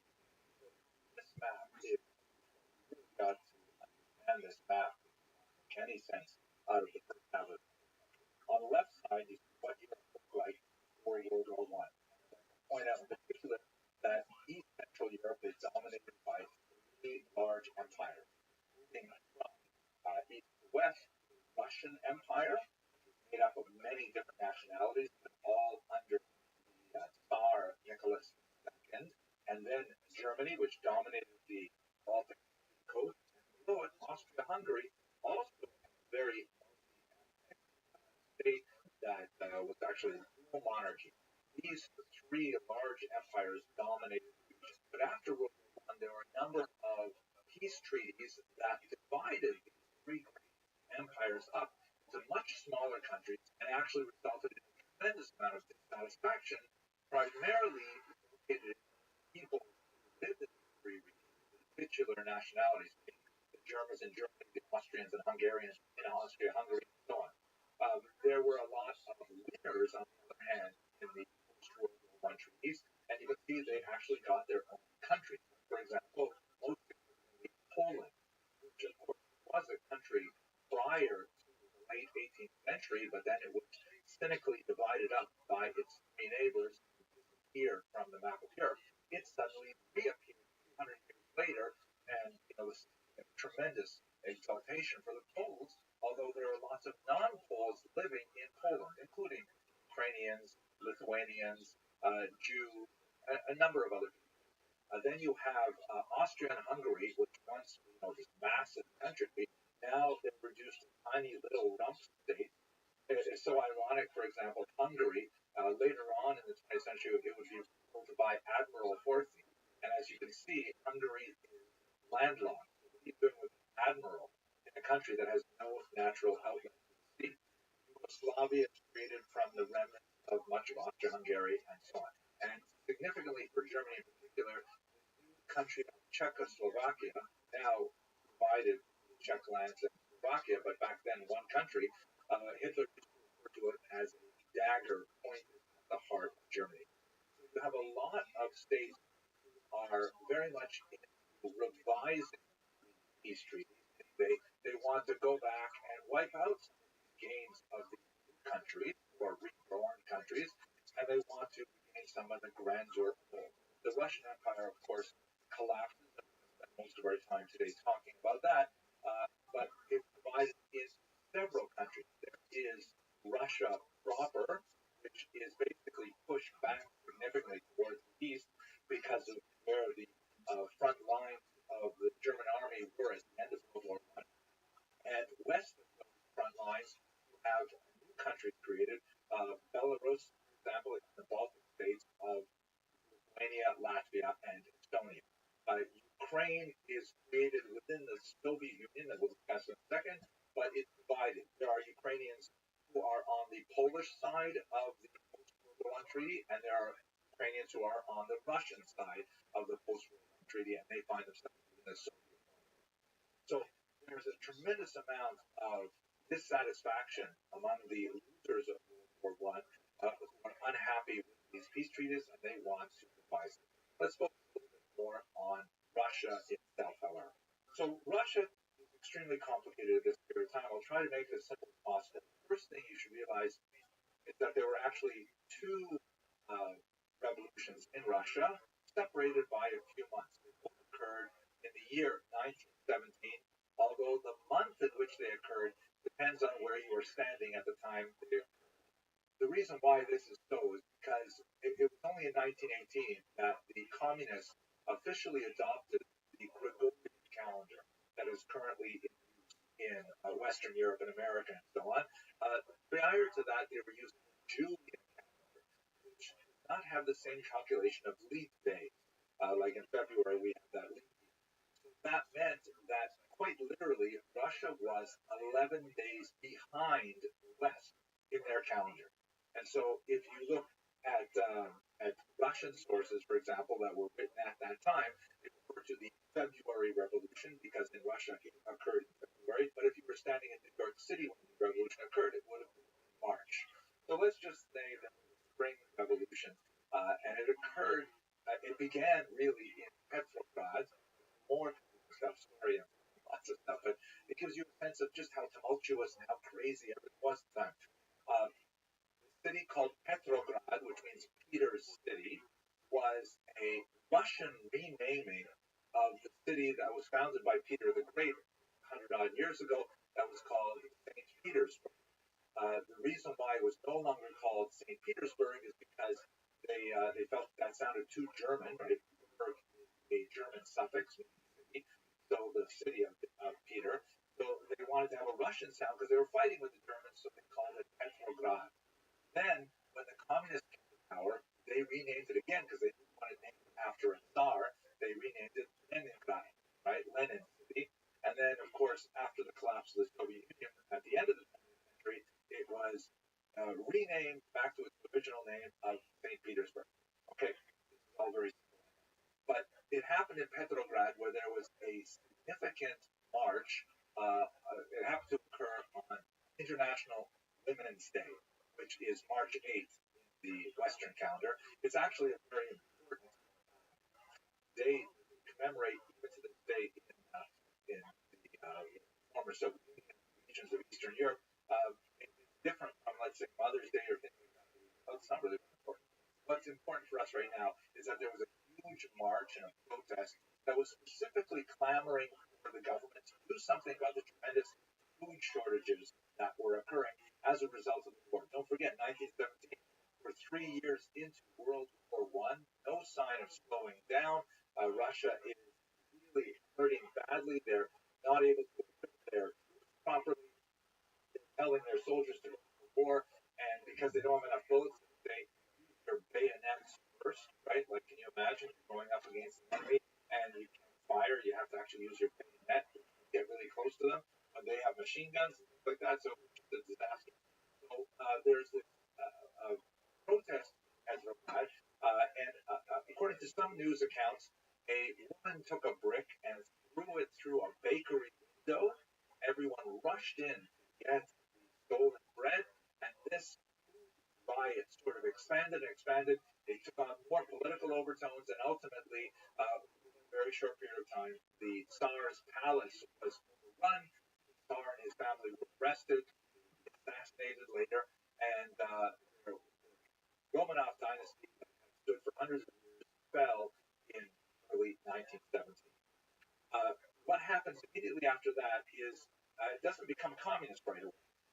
The Russian Empire becomes a sort of provisional democracy and is run by this individual, Alexander Kerensky. They call themselves the provisional government, and the whole idea was that they wanted to establish a modern form of democracy, and they wanted to do it right. They wanted to have massive elections all over the Russian Empire, and they were going to elect a constituent assembly, and this constituent assembly would then be able to create this democratic federated Russian government. Kerensky was widely admired by the Jewish population because one of the very first acts in his role as the leader of the provisional government is he abolished the Pale of Settlement. Here you can see a map of the Pale of Settlement from the Encyclopedia Judaica. It was hated by Jews in the 20th century because it placed all kinds of anti-Semitic restrictions on Jewish activity, Jewish commercial activity, traveling, education, you name it. And Jews were clamoring to have equal rights. They wanted to be able to, free themselves from the Pale of Settlement if necessary. So Kerensky abolished this highly discriminatory restriction on residence. Here, by the way, you can see another map that gives you a little bit of sense of the density of Jewish population. Some writers at the time considered it a massive ghetto because of the concentrations of Jews that were located here. So Kerensky was really trying to do things right, but on the other hand, it was the sheer dedication to doing it properly that ended up bringing the whole thing down to its knees.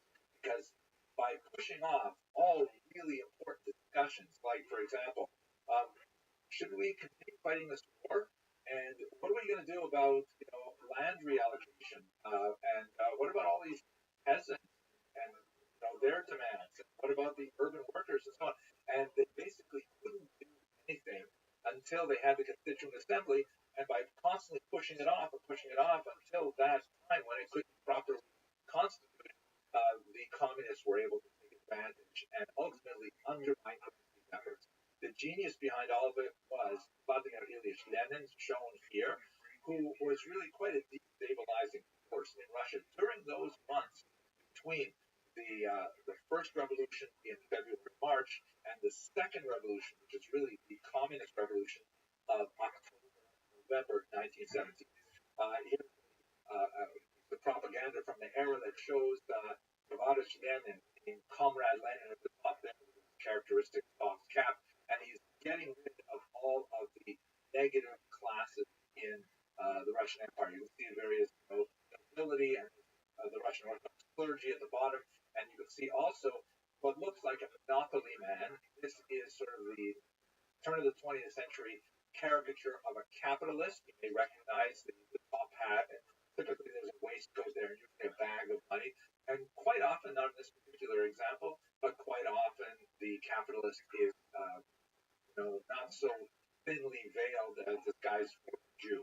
It is a Jewish capitalist portrayed in these images. The communists, however, were unusually strong on minimizing anti-Semitism at this time, especially in comparison to their rivals like the White Russian movement, monarchist movement, and anarchists and so on. But we'll get to that in the next video.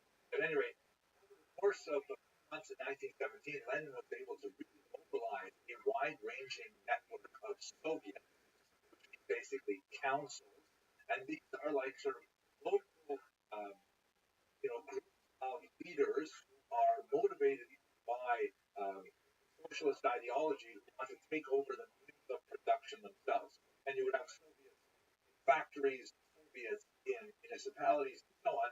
And ultimately, he was able to take over and disband the Constituent Assembly and proclaim the Union of Soviet Socialist Republics, the USSR. That's ultimately what occurred in October of 1917 in Russia, and of course in New York it would have been recorded as November of 1917. Now, just to give you a sense of the kind of tension, here's a piece of white Russian propaganda that gives you a sense of some of the opposition to this communist movement.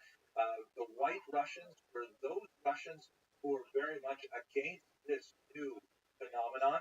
Sometimes they may have been less hostile to the provisional government, but they were definitely hostile to the Soviets. And some of them really wanted to bring back the monarchy. Others wanted perhaps a more gradual approach to a capitalist Russia. At any rate, this poster refers to the death of the International, which is essentially a gathering of socialist thinkers. And the idea was here that Lenin, who's shown here as some kind of weird Aztec priest dressed in red, and next to him with a bloody apron is Trotsky, who we discussed in previous classes, young Trotsky, the head of the Red Army, and of course a very prominent Jew, although not an observant Jew at all, an he was widely perceived for his Jewish identity, and they are about to slaughter the Russian monarchy there, representing Russia on the altar of a statue of Karl Marx with the word international, international. The idea is that they're going to sacrifice Russia to communism, and a raid around him with reference to Noviev is shown with his hands outstretched, another Jewish figure, and so on. Stereotypical, ugly physiognomy that's often applied in these kinds of communist Jews of that era had jettisoned Jewish identity in order to absorb this new ideology. And he is holding onto a bag, which, as you can see, has the number 30 on it. Now, I'm not positive, but I think what this is referring to is the 30 pieces of gold that Judas accepted to betray Jesus. So there's kind of like an overlaying here of the betrayal theme that goes back to really, really old anti-Semitic tropes. Not exactly sure, but I think that's what that strange number 30 means. At any rate, in the fall of 1917, the Russian Empire, at least those regions that are dominated by Russian states like Moscow and Petrograd, become officially communist, and this will tip the entire region to a massive civil war. That's what we're going to talk about next. Thank you very much for watching.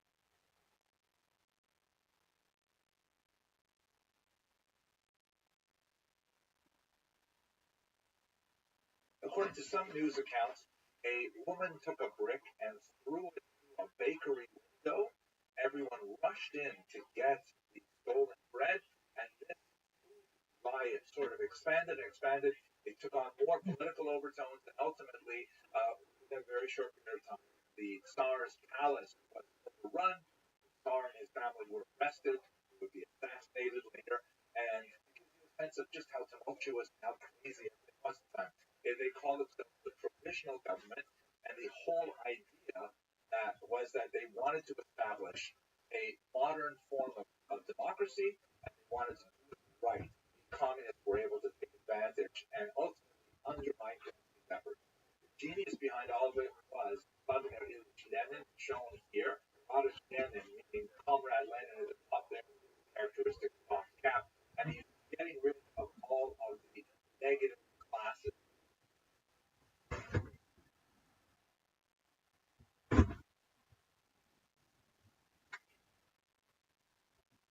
Hello and welcome to another installment of the Jewish History Lab. I'd like to pick up where we left off yesterday with the collapse of the Russian Empire and the rise of the Soviet Union, and take it further into the disastrous civil war period that followed.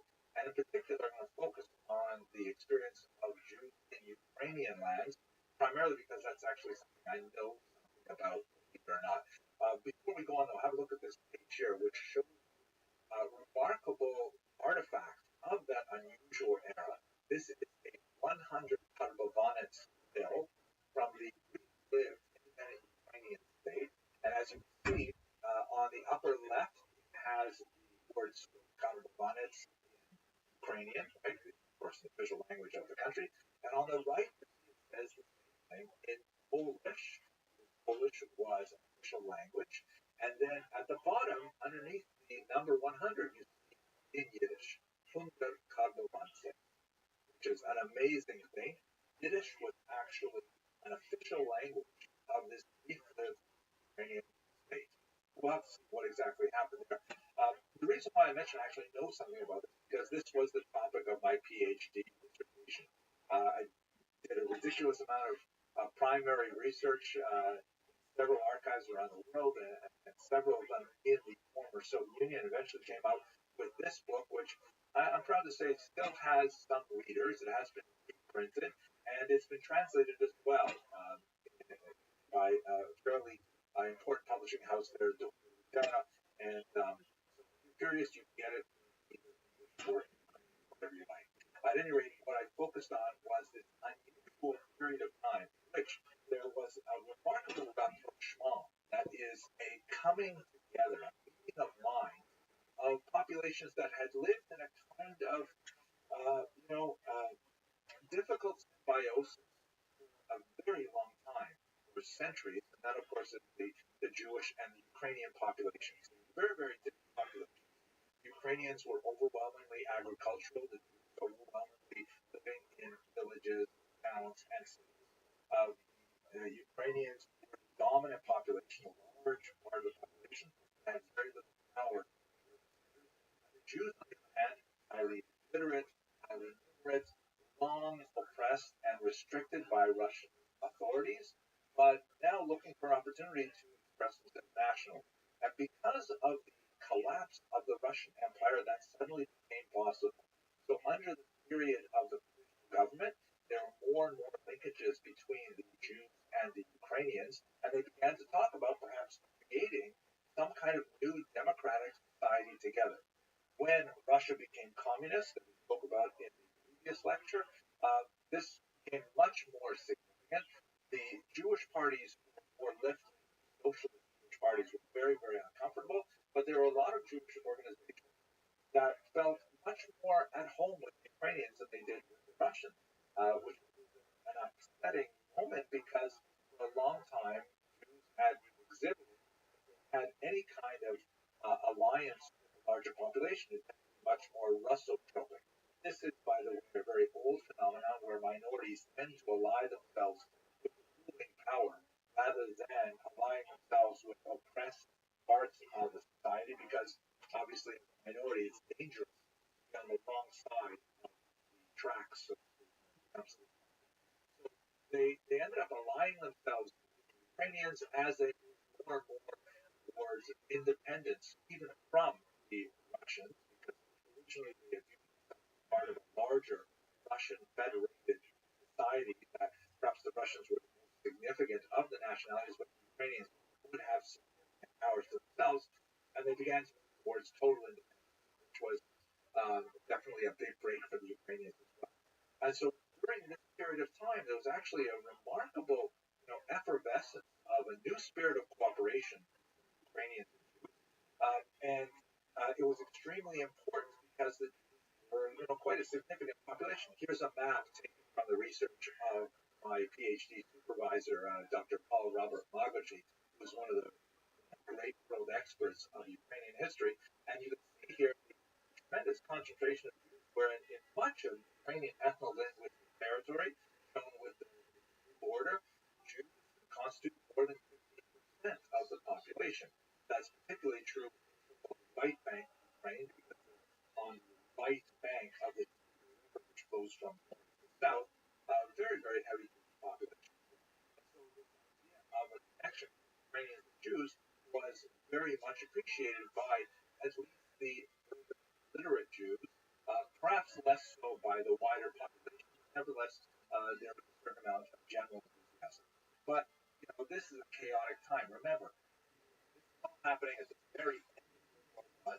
There are German troops that are demobilizing, frequently without support from Germany, selling their arms and trying to make their way home on their own. There's the civil war brewing in the north, with Russia going communist and Ukraine not going communist. There are bands of anarchists that are wandering free, and there's no state power of any authority that actually can control it. Of course, it would explode a bloody period of civil war and violence.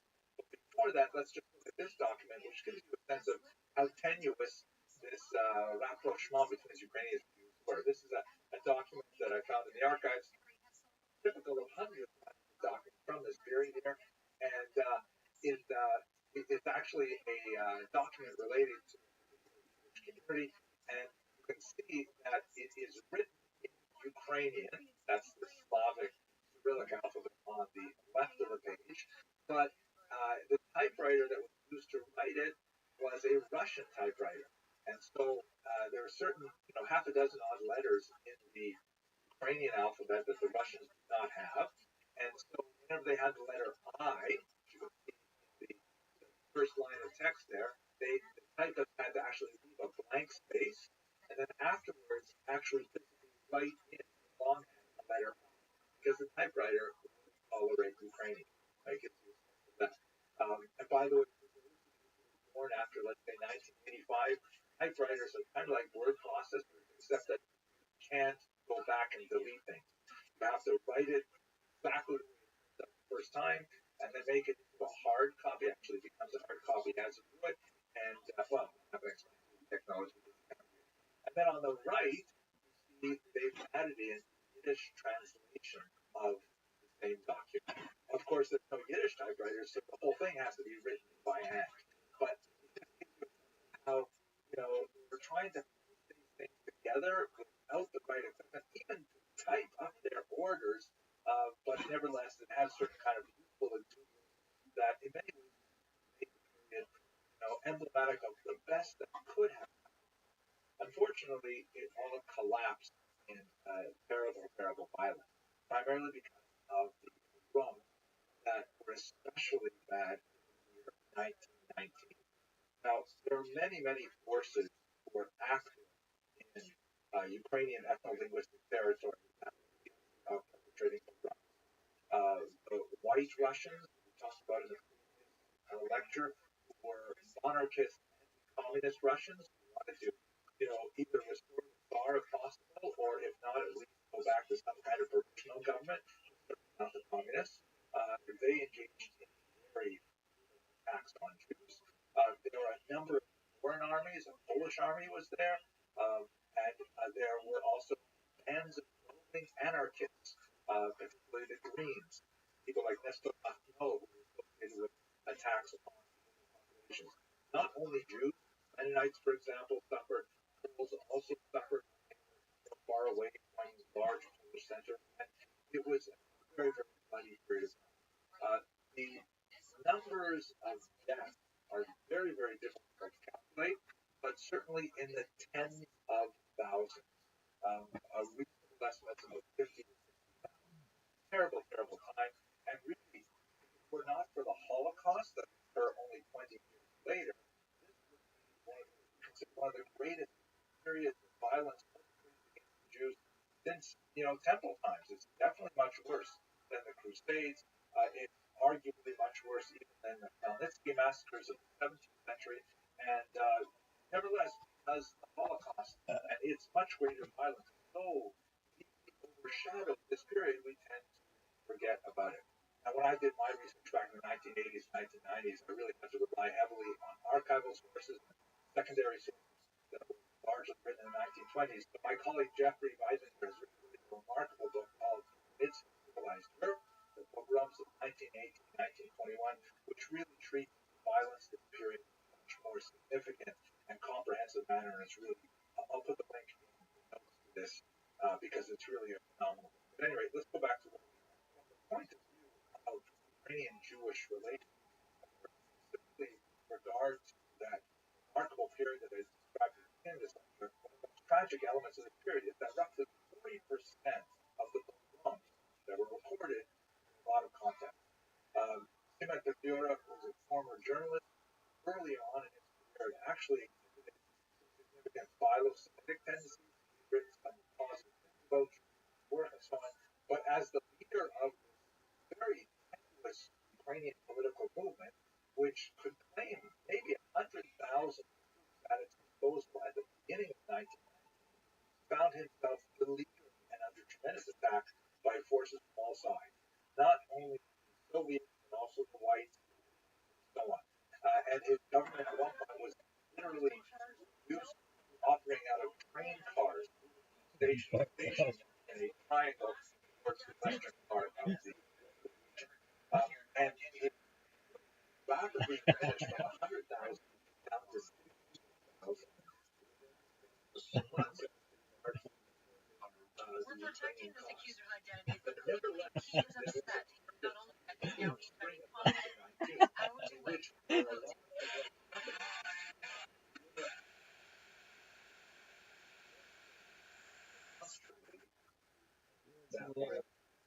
Oh, well.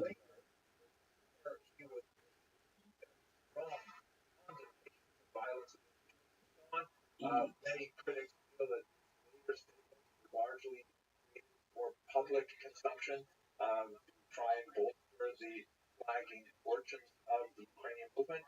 But unlike the Soviets, it was much more effective in controlling the violence directed against Simon Petliura was rather silent for a period of several weeks in the spring of 1919, for which many scholars, myself included, hold that he has a degree of responsibility for that violence. What ultimately happened is the Jews, who are beleaguered and are attacked on all sides by many forces, and many, many locations are actually pulverized several times, they recognize that Jewish Red Army leader Leon Trotsky is being much more effective in controlling his troops, that the Red Army is associated, not 100% completely, but nevertheless associated with protecting Jewish communities. And so there is a surge of support in 1919 for the communist movement in general and the Red Army.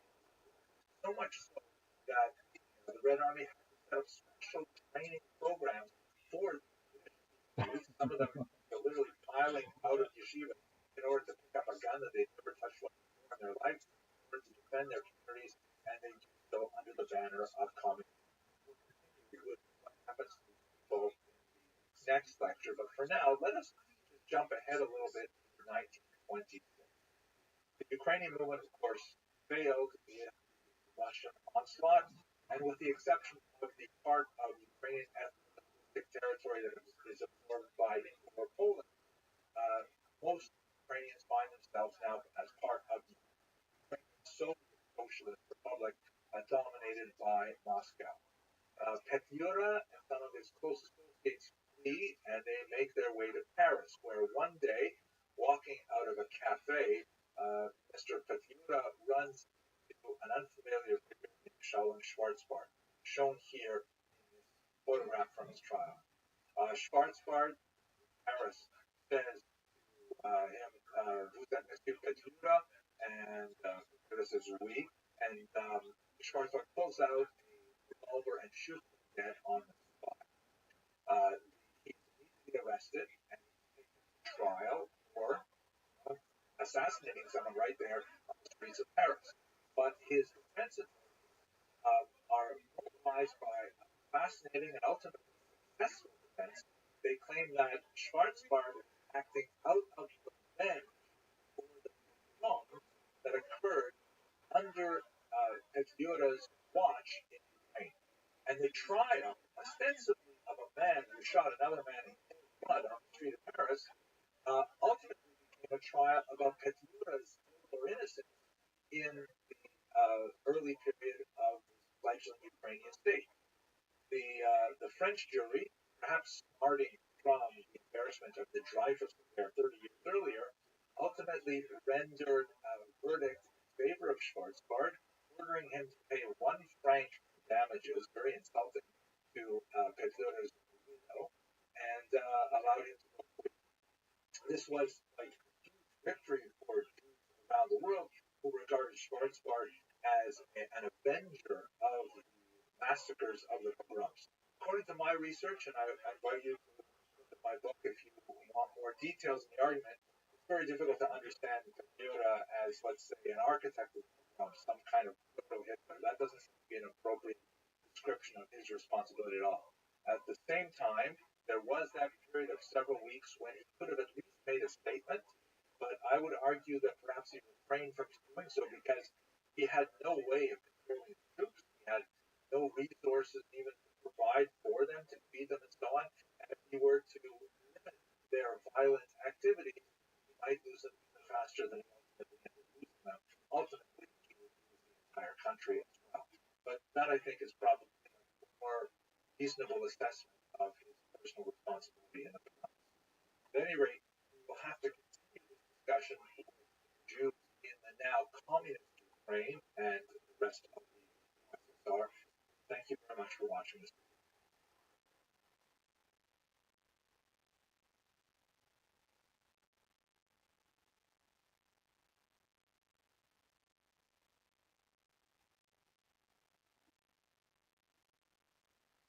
Hello, fellow students of Jewish history.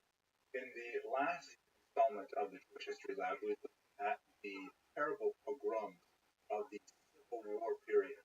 As we discussed there, ultimately the Soviet forces, the Red Army, were able to seize control of those areas where Jews once they were able to establish Soviet rule in the entire region, they began to impose the very different philosophy and political. That's the period that I'd like to say. I'd like to look at the end of the Civil War up until the last couple of years, right up tremendously expansive time in some ways and restricted in others. Let us begin with the discussion of the SEX. The Soviets are very, very fond of acronyms. It's an abbreviation of the term Еврейский Section, the Jewish section of the Communist Party. And this was the segment of the Communist Party that was formed under this individual, Simon Wittgenstein, a communist who actually was previously a Chabad rabbi, who was thoroughly, as it were, completely from his religious moorings, the kind of thing that frequently happened with those Jews who associated themselves with communism in this early period. Wittgenstein was assigned the task of propagandizing this largely very traditional population, that traditional specifically outside of the large cities where there is much less secularism, much more old traditional observance, the Chetlach, small dotted the now Soviet countryside, and bringing them into this brand new, radically atheistic, totally different economic system, and divorcing them from their Jewish roots, while at the same time successfully bringing them forward into the new Soviet era. Definitely a great challenge, and they evolved some really interesting strategies to try and do. In the general political environment, the first few years was especially dire. The period 1918 to 1920 is generally called the era of war communism. And during this period of war communism, when the Civil War was still being prosecuted, and there were still, numerous forces, including the Ukrainian Directory and Makhno and the anarchists and white Russian forces that the Russians wanted to bring back some form of monarchy or at least get rid of the communists and establish some kind of more capitalist society in its place. The communists were still fighting this war in real time, and war communism as a kind of like a temporary period characterized their attempts to rapidly bring the entire population into the very doctrinaire policy of communism as a whole, including things like confiscation of land and collectivization of farming, bringing individual farmers together into a larger collective. This would ultimately slow down and then speed up dramatically later, but a decade later under communism. The outlawing of all kinds of commerce and shutting down capital enterprises, very, very aggressively attacking any kind of religious behavior and so on. This went on for about 2 years.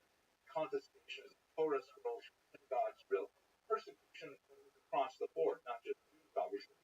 Any religious individual in this new atheistic society felt definitely very out of place. This was followed as the war began to calm down and as the anti-Soviet forces were still quelled, replaced by something called NEP. It was another acronym, this time in English, for the New Economic Program. This was what was generally treated as kind of like a one step backward, and the regime could not maintain phenomenal energy of demanding, confiscating, ordering people around for a long time, especially exhausted after 3 years of war, which you recall after World War One, right? World War One in November 1918. The new economic policy was kind of like this will same time and allowing the economy to kind of develop again slightly. Ultimately, NEP would be shut down, but for a brief period of time, so about 1924, that began to sort of take the lead off the neck of the larger population, and the still began to recover. In terms of leadership, let's follow that the triumvirate, especially in there are other things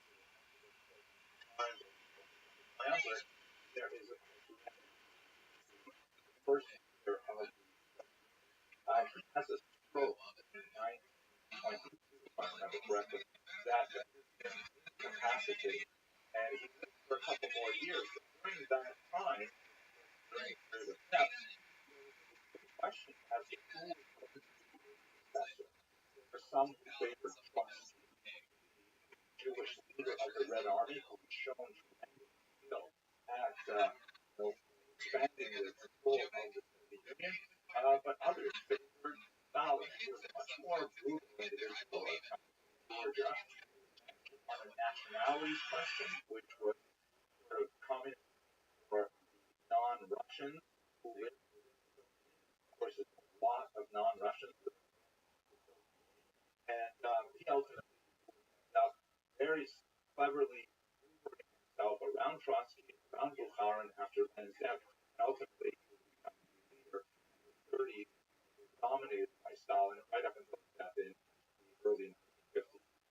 So back to where we are, Liebenstein was placed in charge of the Jewish section of the Communist Party, and this was initially during the period for communism. During the period of NEP, he saw that he had quite a bit more freedom to, explore the methodology of bringing the Jewish population into communism.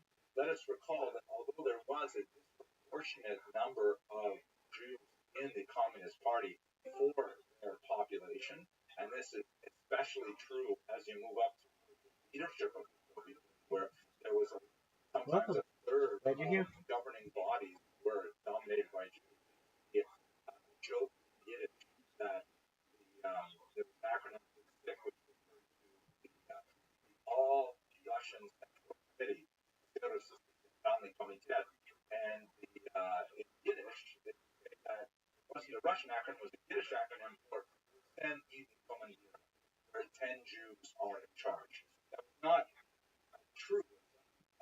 You never had a majority of Jews anywhere in any institution of the Soviet Union, but they were very important, influential Jews, and they were out of proportion to the size of the population.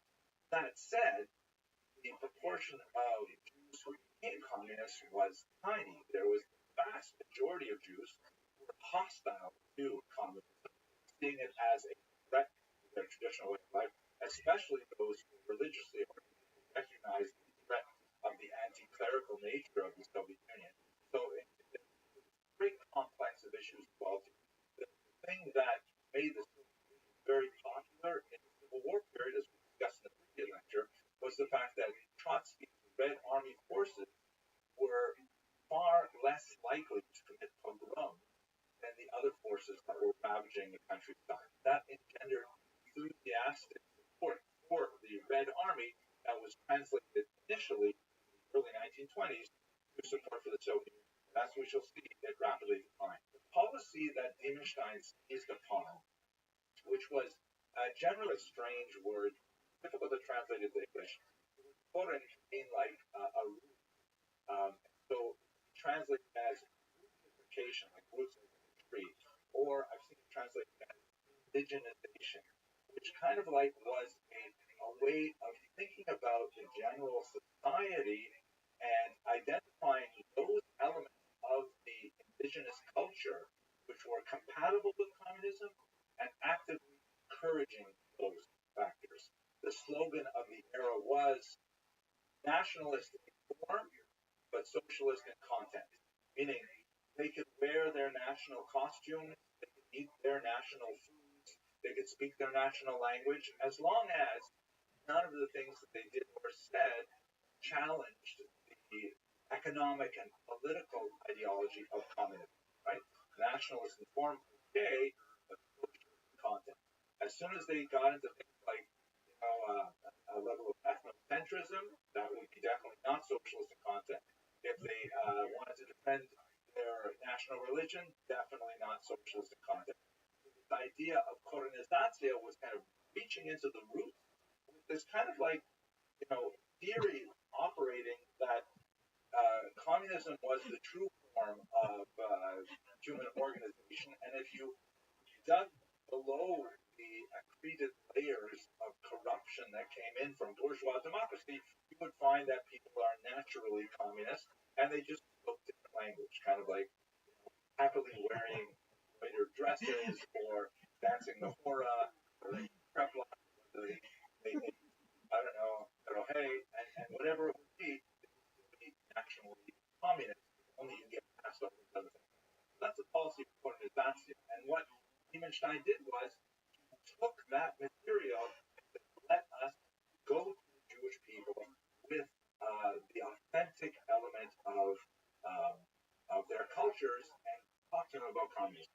Now, there were a few challenges. One of which, really huge, was the idea of atheism, right? Because Jews are overwhelmingly united by their religion. Even when they're rebelling against their religion, they still regard themselves as some kind of loose tribal, familial affiliation that is rooted in a long religious tradition. And this was anathema to the Soviet cause. So one of the things that the Soviet Union stood up in the 1920s was an institution called the League of Military. Sounds almost funny, actually. And this was targeting all religions, of course, not just Judaism. They published this magazine here. This is called Bezhboj, literally godless. And in this particular anti-Christian image, they're showing obviously Jesus getting all of the various followers drunk to the point of vomiting, and really trying to illustrate Marx's idea of religion being of the masses, religion being drunk, high, and unable to appreciate your true class enemies and things like that.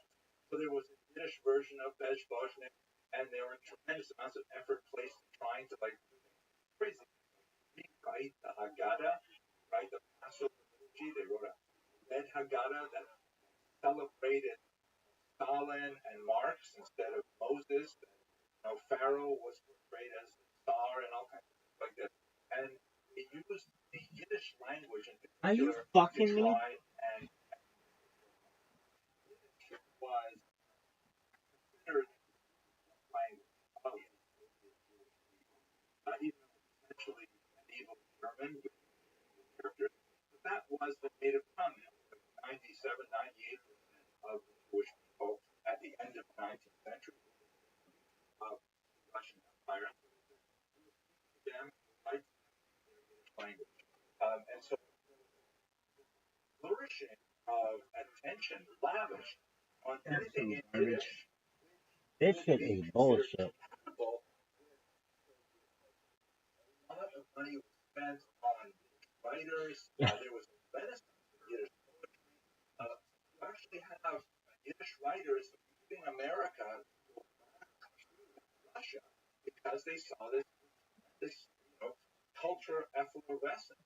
Back in the 1920s, it was very encouraging that Yiddish would have a tremendous heyday. Now, it was not a normal Yiddish, I have to say, because the more they poked around with it, the more they messed it up. Yiddish is, as I mentioned, written in Hebrew characters, and it is heavily populated by Aramaic terms as well. And Hebrew was considered outside of the pale because that was too closely associated with religion.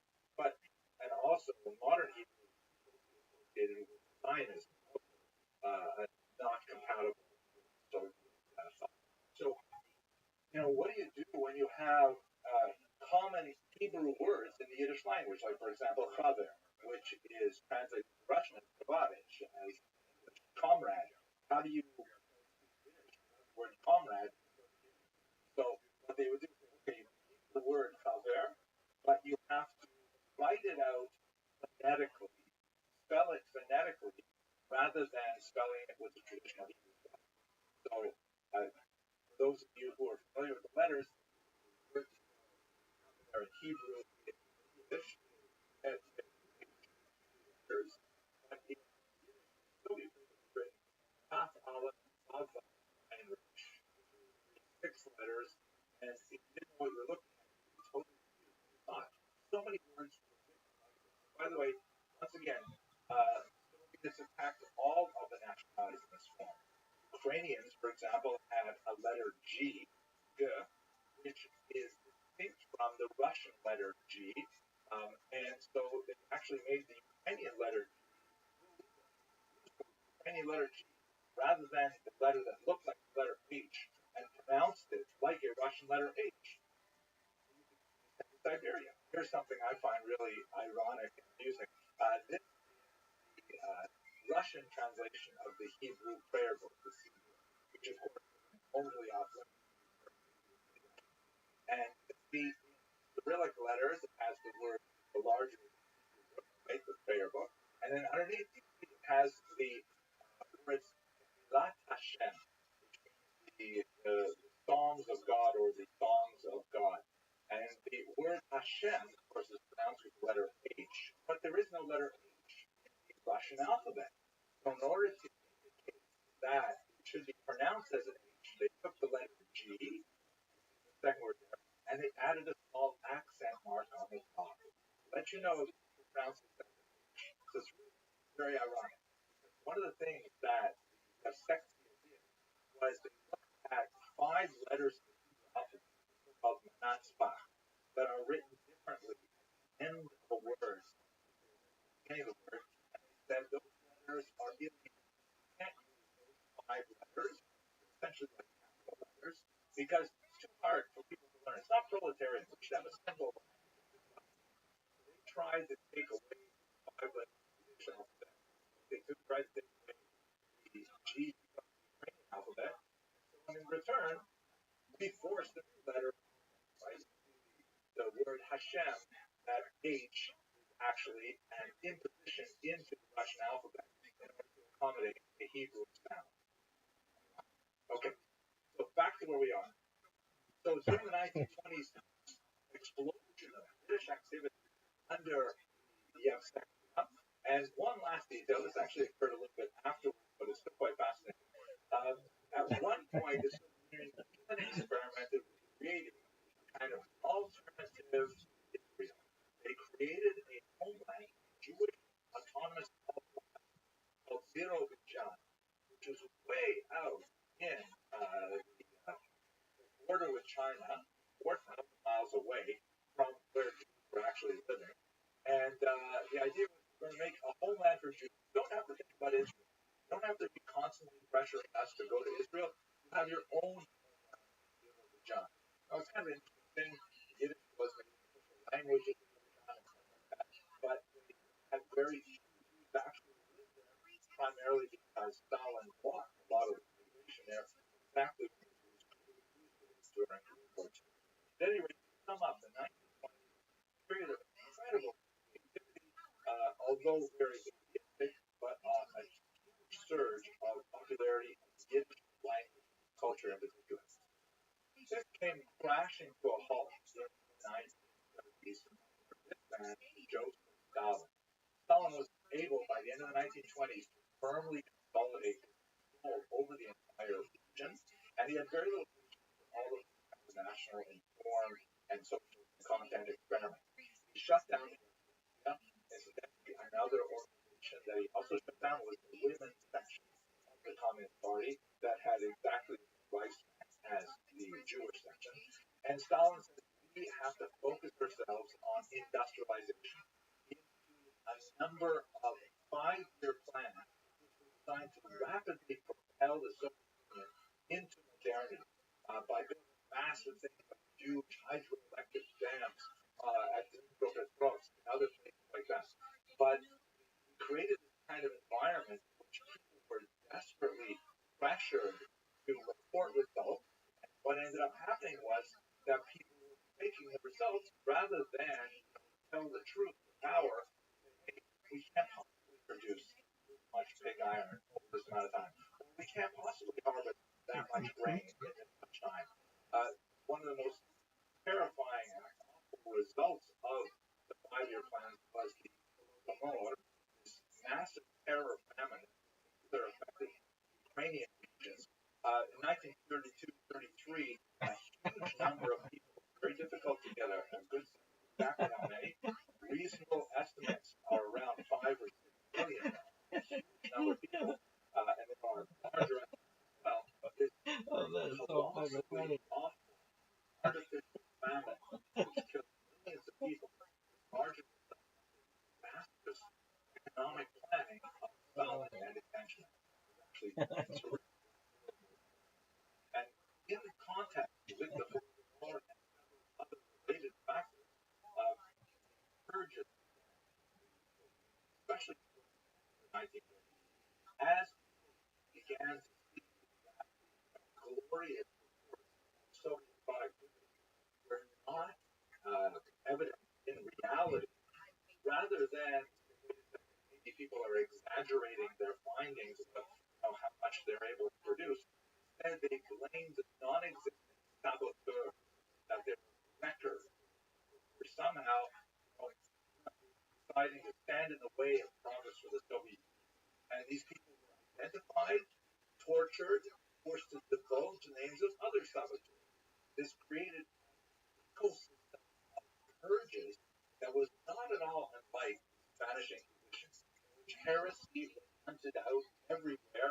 People were taken, tortured, and asked to betray the names of other heretics and so on. And even a person who wasn't a heretic or didn't know any heretics, they were nevertheless under the pain of torture, give up all kinds of names. This initiated a horrific cycle of arrest, torture, confession, arrest, torture, confession, that resulted in millions of people, again, the scale is phenomenal, being exiled to Gulag out in Siberia, and this Soviet Union later in the 1930s, at this point, Jewish enthusiasm for the Soviet Union collapsed dramatically.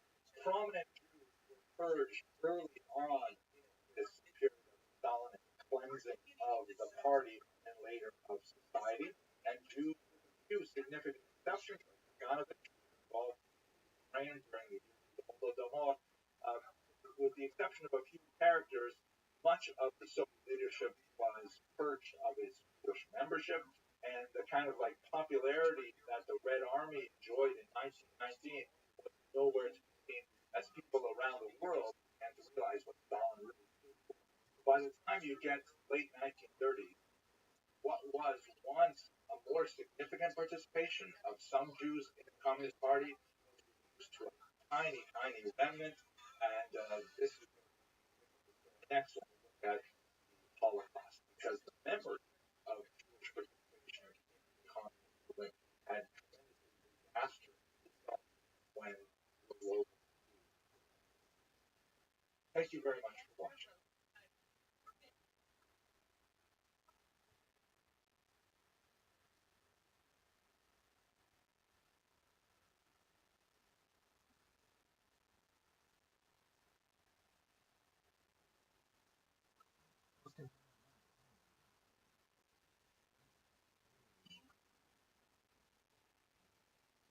Hello and welcome to another episode of Free Lab. Today we're going to begin discussing Holocaust, the most difficult chapter in long history.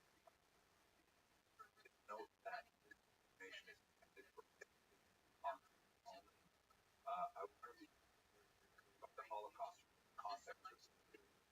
But if you are curious to learn more, I have an online course which is specifically on the Holocaust and for a course. Holocaust is obviously about mass destroyed Europe.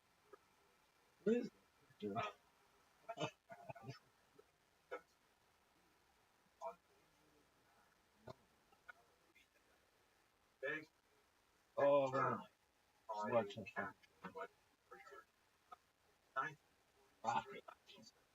Oh,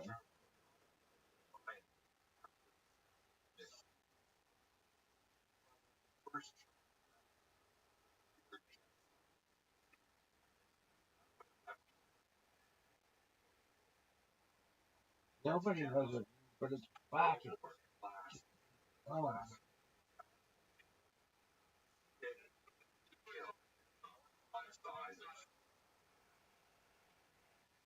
Genocide.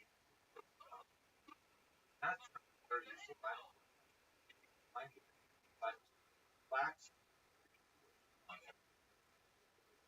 That's the fact that that's really hard to do. others high on the list are decided a term that began in the 19th Holocaust that popularized Holocaust and others. And where does this term come from? Well, actually, it's kind of a problematic term. What did you just say? From Latin translation of the Bible. No. From this term comes from Holocaust and others. Sounds like you said Maryland, but it's Maryland.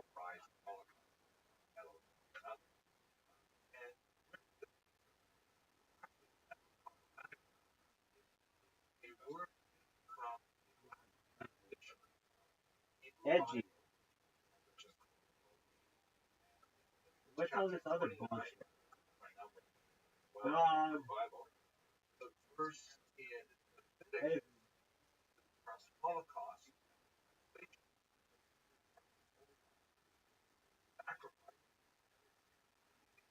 Hangover.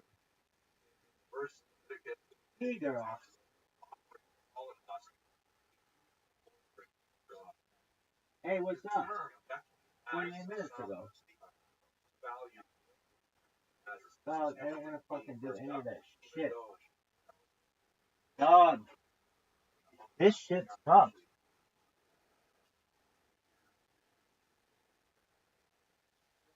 No. Dog. I'm gonna sing a song for everyone right now, and it's called This Shit Sucks. One and a two and a 1, 2, 3. This shit sucks, this shit sucks, this shit sucks, this shit sucks. This shit sucks, this shit sucks, this shit sucks. This shit sucks, this shit sucks, this shit sucks, this shit sucks. This shit sucks.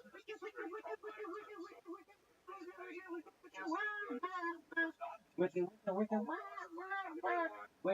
huh? Oh.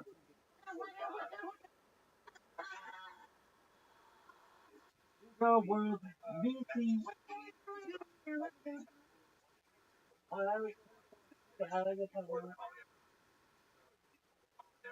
Hey, girls. What is an e-girl? I still don't know. Is that an electronic girl, like a robot, or is that a girl like electronic? Is that? Oh. Hey, are you done? Hey, everybody. Frantical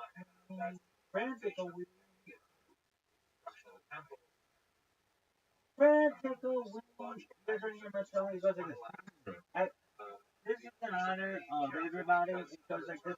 Frantical no one knows what it means. Dog, this is the worst. This is the worst. I'd love to sing a song for everybody.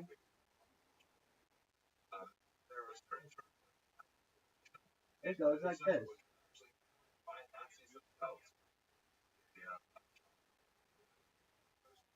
It goes like this. This is the worst song I've ever heard. This is the worst. The worst. Oh, this is the worst. Go on to 10. George. Everybody, we go. Oh, everybody. What is that? What is that? Is that electronic girls or girls like electronics? I have something to do with fucking candidates. I know that. Why? Those bitches have those things. Are you done? Oh. Hey everybody, let's make the most difficult to understand fucking telephone ever. Oh, you wanted to find your shit? Do you remember its picture? Well, how about this? That didn't stop and spreading. We make them gifts. Oh, like things that you give to people? Fuck no, that's gifts. Yeah, baby. What is the fuck? Where's... Okay. Oh, yeah.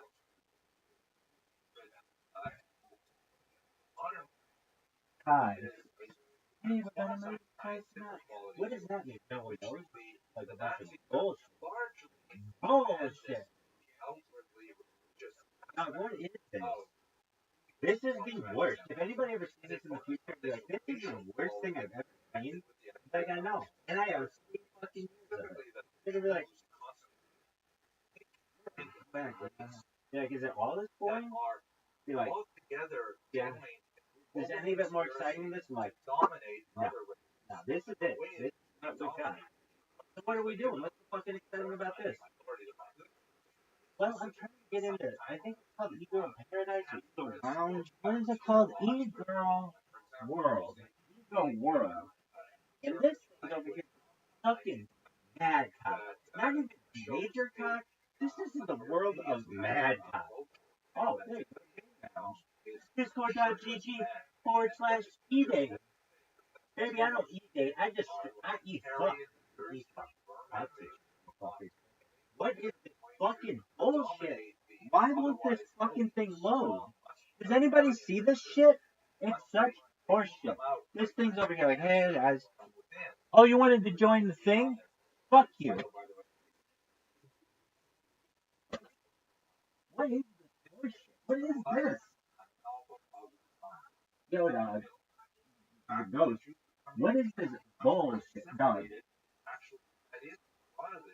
That was the worst idea you've ever had. This, hey guys, terrible, terrible. Okay, so you just close it. Now you're reopening it. I just want everybody to know. Anybody in the future who sees this, if you're involved in technology, you are not a good person because you didn't stand up for technology. That is discriminating against women. But I'm standing up for women. So like, oh yeah, you started Google like 7 years ago. No, you're an asshole. You could have stood up for me. How about now? Oh, we're like a bitch. Really? Hi. Hey everybody, Dating Lounge. Discord.gg/e-day. Hi, how did you guys meet? Oh, we met, we met at Shore. How about you two? Oh, we had a matchmaker. Oh, really? How about you two? We met on, Discord.gg/e-day. Oh, of course. Of course. Why you know, hey everybody, this is the worst shit you've ever seen. No one's ever seen something so bad as this. The worst stream ever. The worst. I remember this one time, kids, I really mean this. I was watching absolute dog shit, and it was better than this. I was like, wow, I'm literally watching something fucking dog on the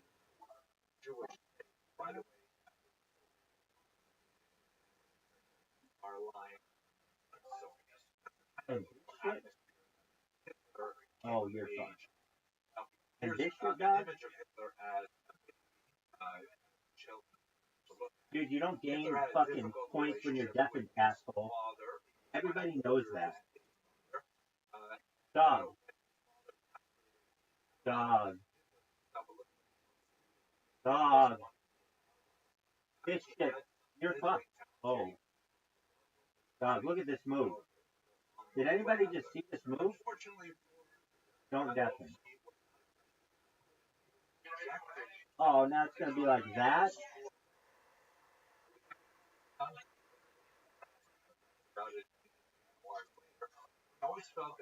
Dog, what? This is the dumbest shit.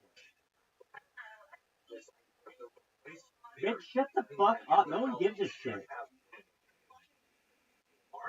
This is the worst fucking shit ever in the history of mankind. Got it. Fuck yeah. How about this? How about Simcha Fox? Hey, damn girl. Who are you? Russians. What? Good on you, girl.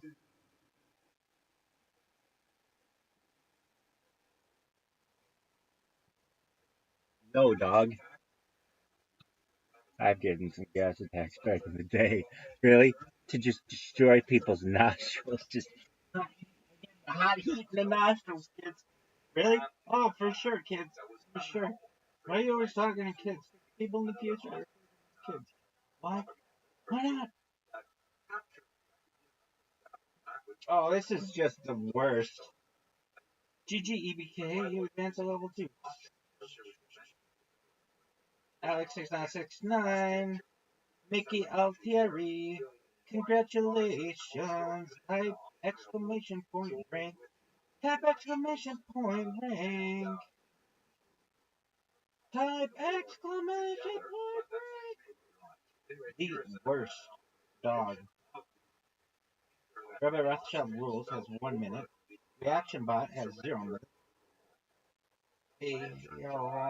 River 0 minutes. And Laker 2103. This bitch never reasons. Most active talker. How am I not the most active talker? How is it anybody else? No one knows. But John Robert 0117, you are kicking ass when it comes to slapping that jaw. Okay, are you done though? Everybody wants to know. Are you done? Because this is the worst. Hey everybody. Oh, cool.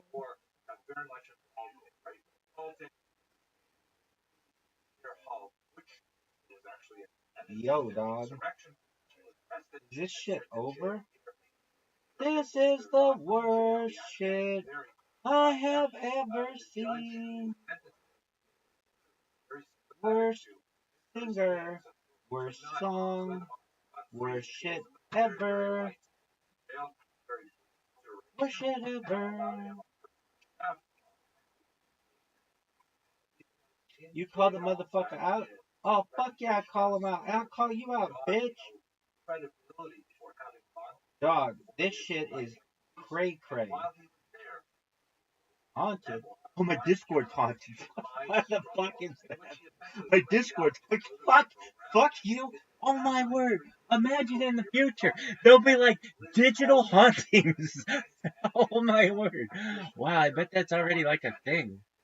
Oh man, somebody's gonna be like, oh, don't open that. Don't open that instant message. Why? I bet people already fucking think it. Don't open that email. Why? They could be haunted.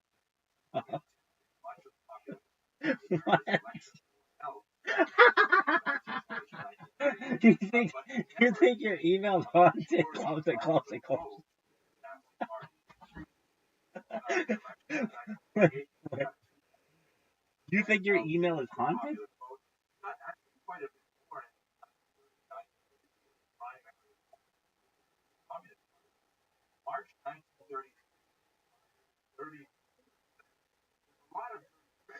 This motherfucker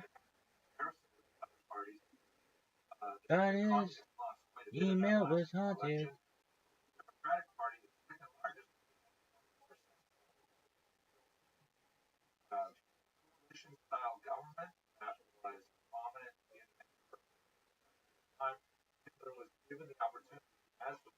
Worst shit ever.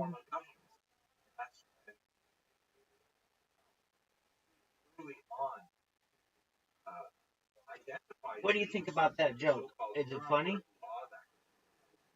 Wow.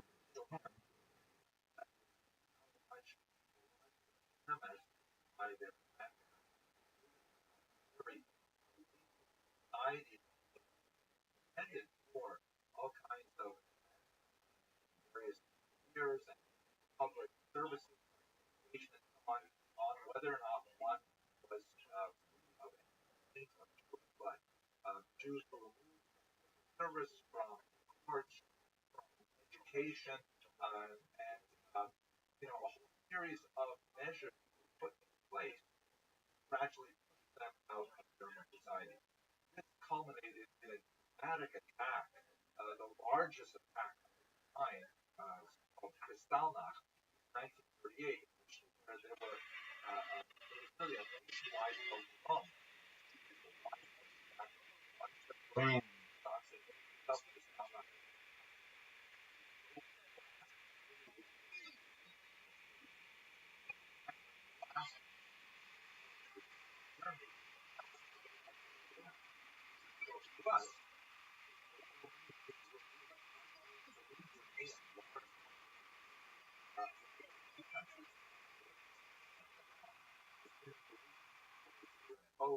That was fucking amazing.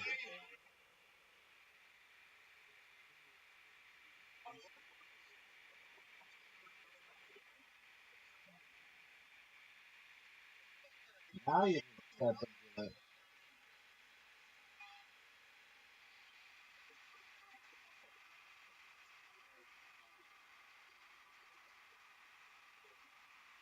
That was fucking amazing.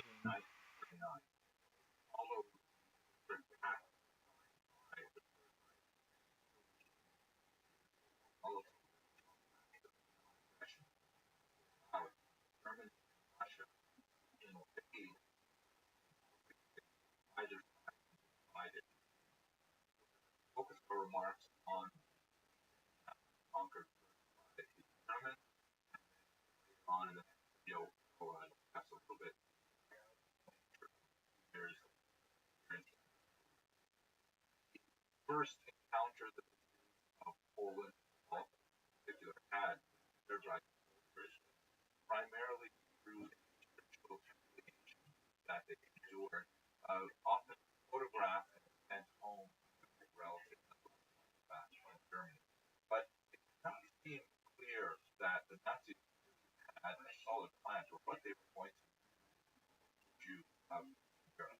While the Nazis had planned advance, military advance, not they had thought out what they were going to do. The Jewish population, more than 3 million of them live in Poland itself.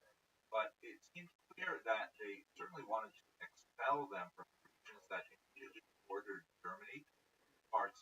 And so they created this section called the General Government, Polish.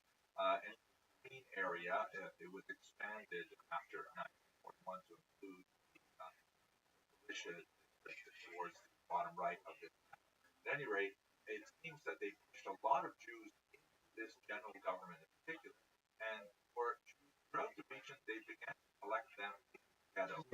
Now, the politics of ghettos was hotly debated among the Nazis. There were actually many voices of all time.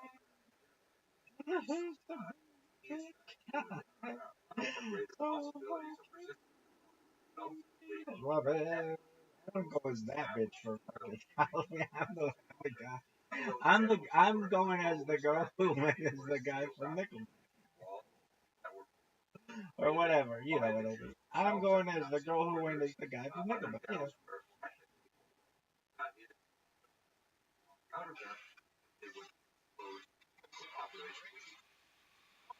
Ricky Henny.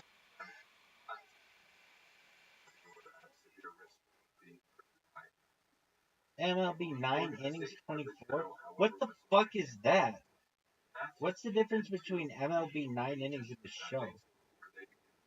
What is the difference between MLB 9 innings and the show?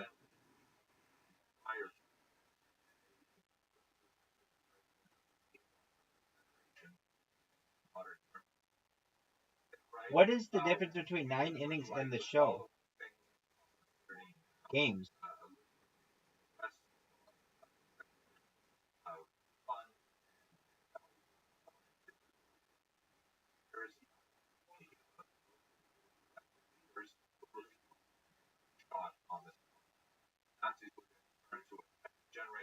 Vice President,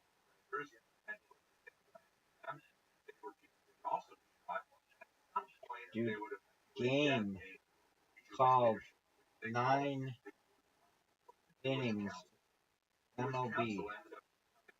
Called it's a game.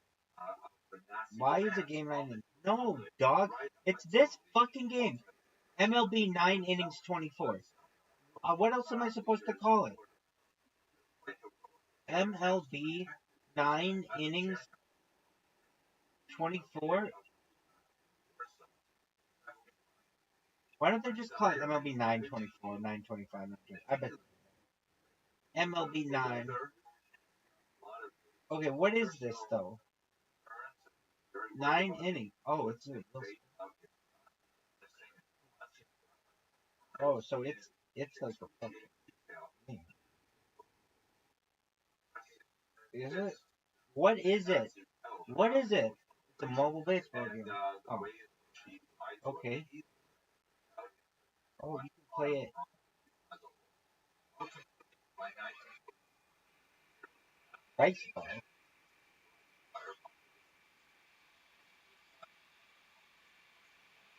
other Right, that's what. I widely got you. regarded by the Jewish village Sucks.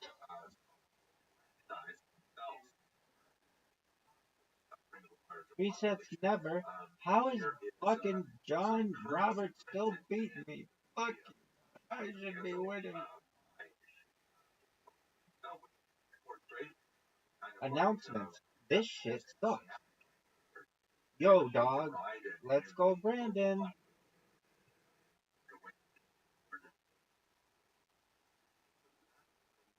You are now a level 3. Tight. Oh, level 5. Oh, that's good.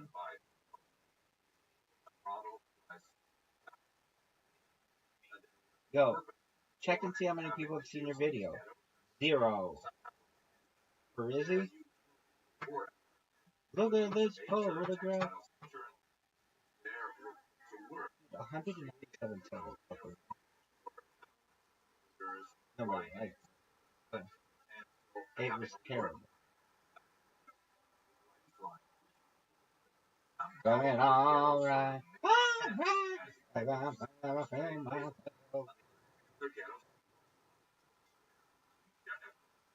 I'm feeling alright.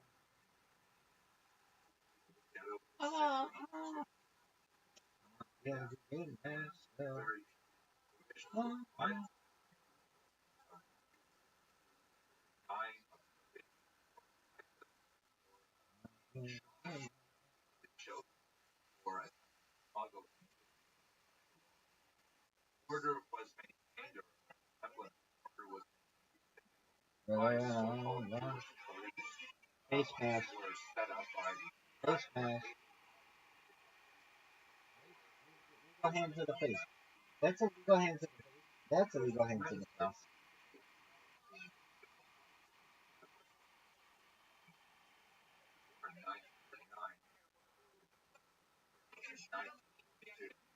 primary characteristics that starvation aspect, but there were also some lower such as or some of the underground medical natural performances.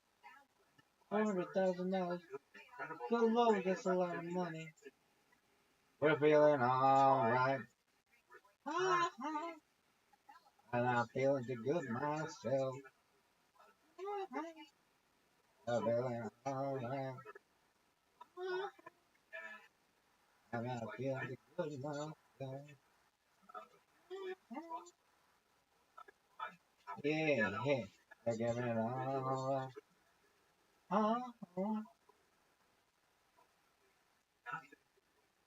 I'm not feeling too good myself.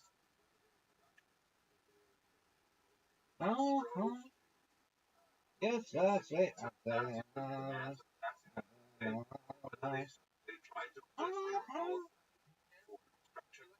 I'm not feeling too good myself. You are now level 5. That's the number 5. Daddy, chill. I'm feeling alright. Chill, chat. Fuck that shit. No mic. What the fuck is this shit? VC command. Oh,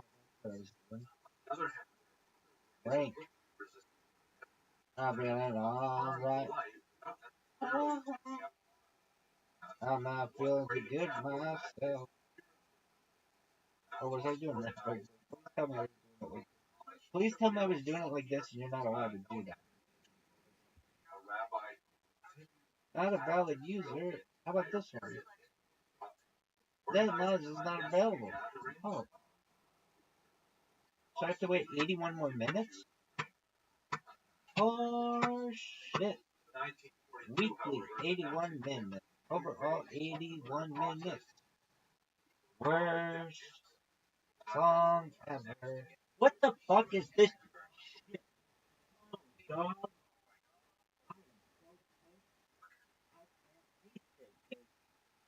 Why? This shit sucks. Are you gonna watch Kill Tony?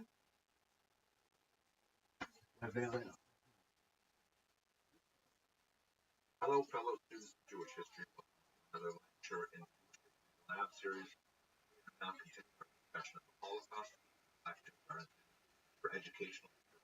I'm feeling One of the historiographic challenges studying the all Holocaust is defining precisely I what can't is it get actually myself. mean when we're talking about the Holocaust. Are we Yes, I am. I paid him out to Discord. Adolf Hitler back into the 30s? Or are we I'm feeling all right.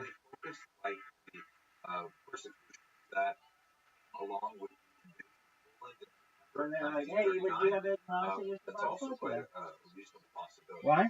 Why not? Holocaust I know he wouldn't act like a douchebag or I'd throw his ass out. This song rules. Shout out to the Beatles for kicking ass. Tell me, baby, but you ain't no dancer.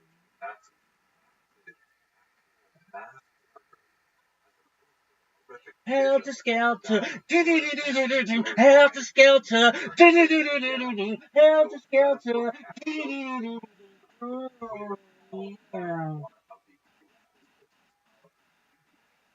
Don't you worry of you.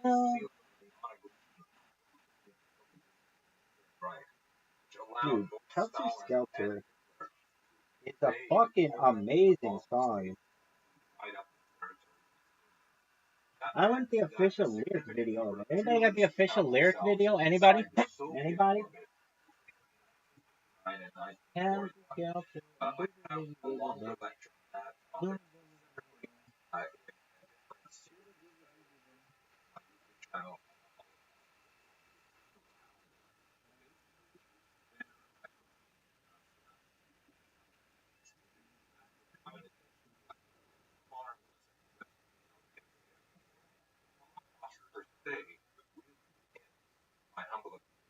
With the end of that period, June 22nd, 1941, with the launch of Operation Barbarossa, which was the Third Reich's double cross of the Soviet Union, abrogating that non-aggression pact as Hitler surprised Stalin with a massive, rapid advance into Soviet territory. Now, why that is specifically connected to the Holocaust? Because behind the Wehrmacht, behind the regular army that were sent in Soviet Union, Hitler sent 4 mobile killing squads called Einsatzgruppen. As you can see in this map here, 4 squads spread out throughout the territory that they conquered in the Soviet Union, and their task was not to prosecute. Yo, baby, dude, who's this chick? She's pretty cute, dog. Yo, bitch. Why ain't you my friend yet? Kai Sinat, kiss my ass. Helter Skelter, do. E-Girl World. That bitch has almost fucking ears. Private voice.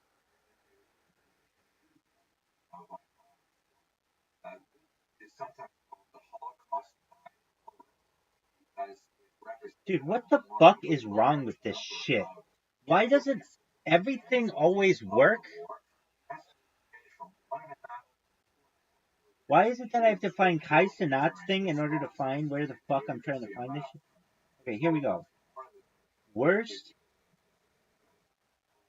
design ever. Dog.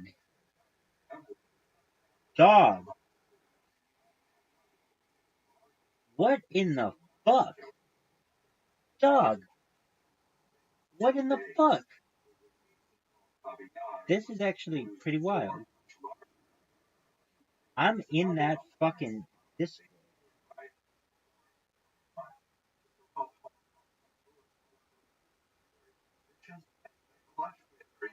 Helter Skelter. Ooh, to a new way to rid themselves of dude, where's their that bitch? Jewish She's in problems. here. What's your thing? This was at a conference that took place at the resort In the Sun City cool of on the January evening 20th. when everything. War began in 1939, Operation Barbarossa, which represents the first mass killings of Jews. The only thing that comes close before that would have been Kristallnacht in 1938, which had about 260 Jews killed. Now we're talking about hundreds of thousands. Oh yeah, she's 22. In Barbarossa. But that was not fast enough, and it proved too hard on the psychological makeup of Jews. Yeah, yeah, yeah. Oh wow. Alright, Helter Skelter.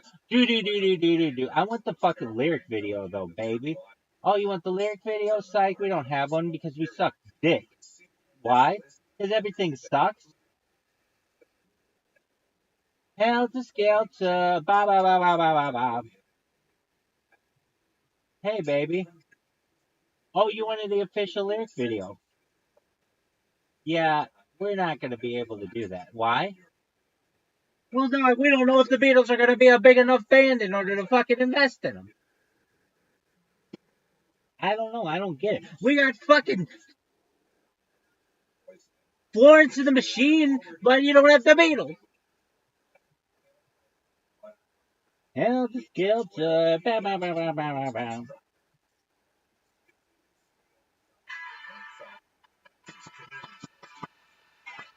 And I go to the right to the bottom and I see you again. Yeah. Don't you want me love you? And back to the mind about you. Tell me, tell me, it ain't no I love her, but you ain't no dad. Helter Skelter, Helter Skelter,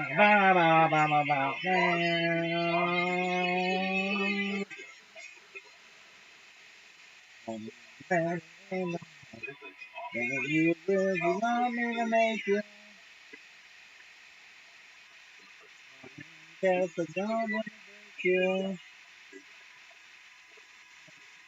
break you. Tell me, come on, believe everybody knows. Helter Skelter, Helter Skelter, Helter Skelter,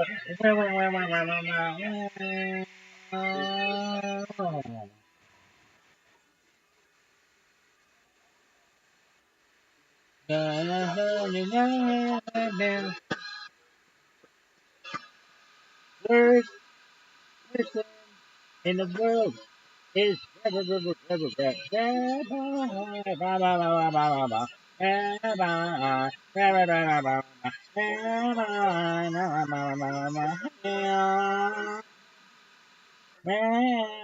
Booby Dooby Dooby Doo. That throat was one of the sickest fucking things I've ever seen. Frustrated Dak about 3 and 4 Dallas won't pay it away. Like a movie. Do do do do do do do do do.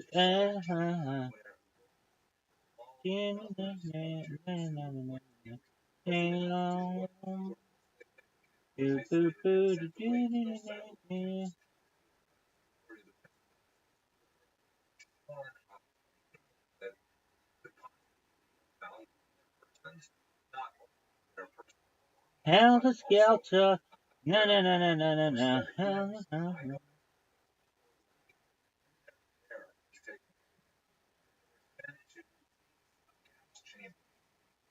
They were made to think they were being Helter Skelter.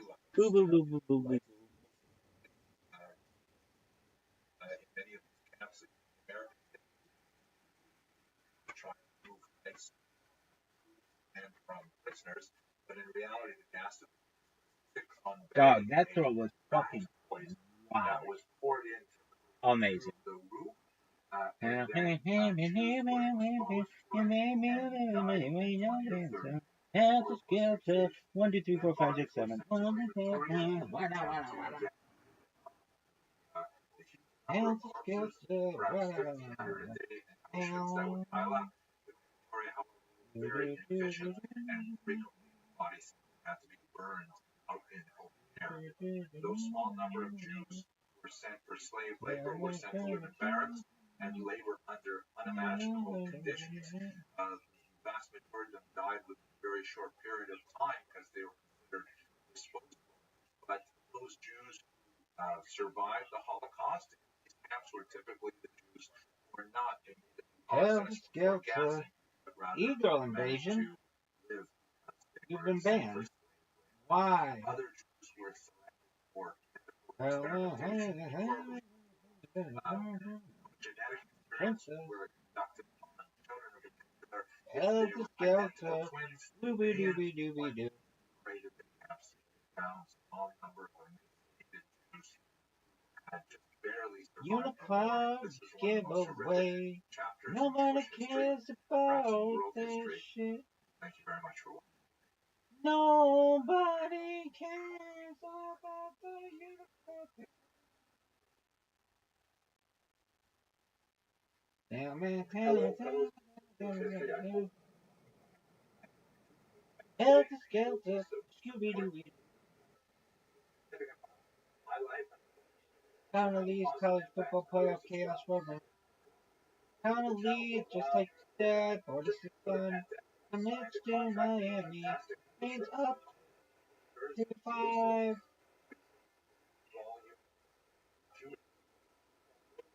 But there ain't no dancer. Helter Skelter, whenever I'm Helter Skelter, burn.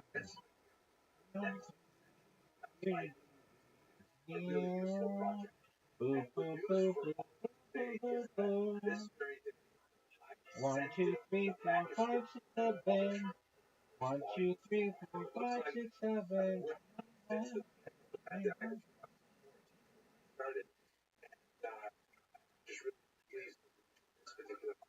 Helter Skelter, we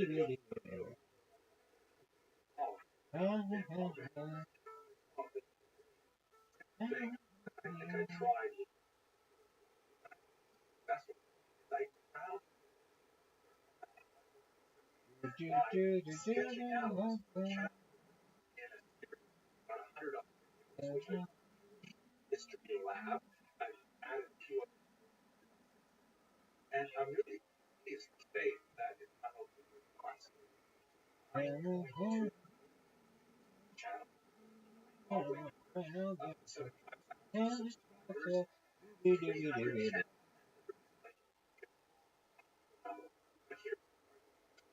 Scooby-Dooby-Dooby-Doo. Helter Skelter, unfavorite. Why not? Helter Skelter, Scooby-Dooby-Dooby-Doo.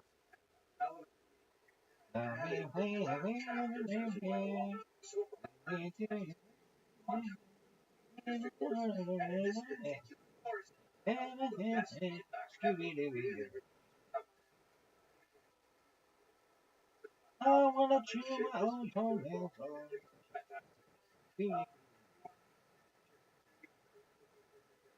I'll be honest about it.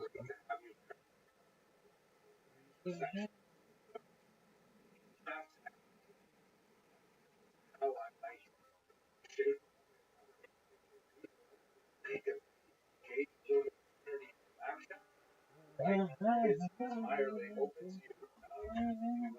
I have to get started right now, and I want to thank you so much for helping me out as I put together. Enjoy.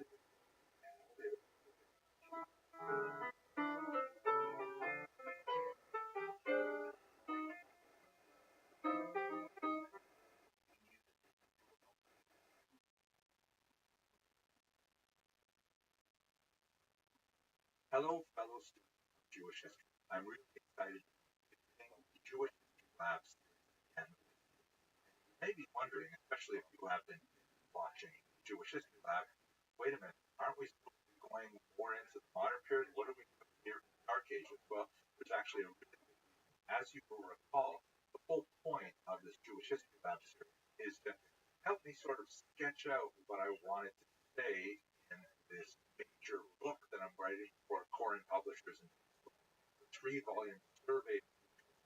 And just yesterday, I finally sent the manuscript of Volume 1 off to the editors there to start working their magic on it, and I'm hoping that in about a year or so it'll be a big print.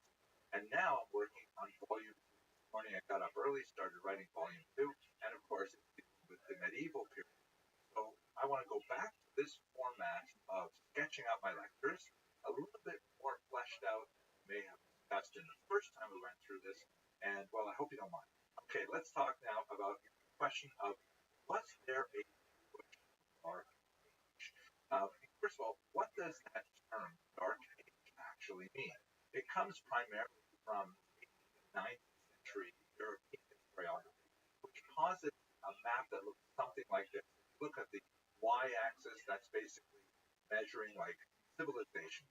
Up high, you have like advanced literary civilization, all kinds of arts and things like that, sciences, and at the bottom you have very little. And the x-axis represents time, going from left to right. This philosophical model of history basically posits that you have in the Greco-Roman period this huge flourishing of civilization.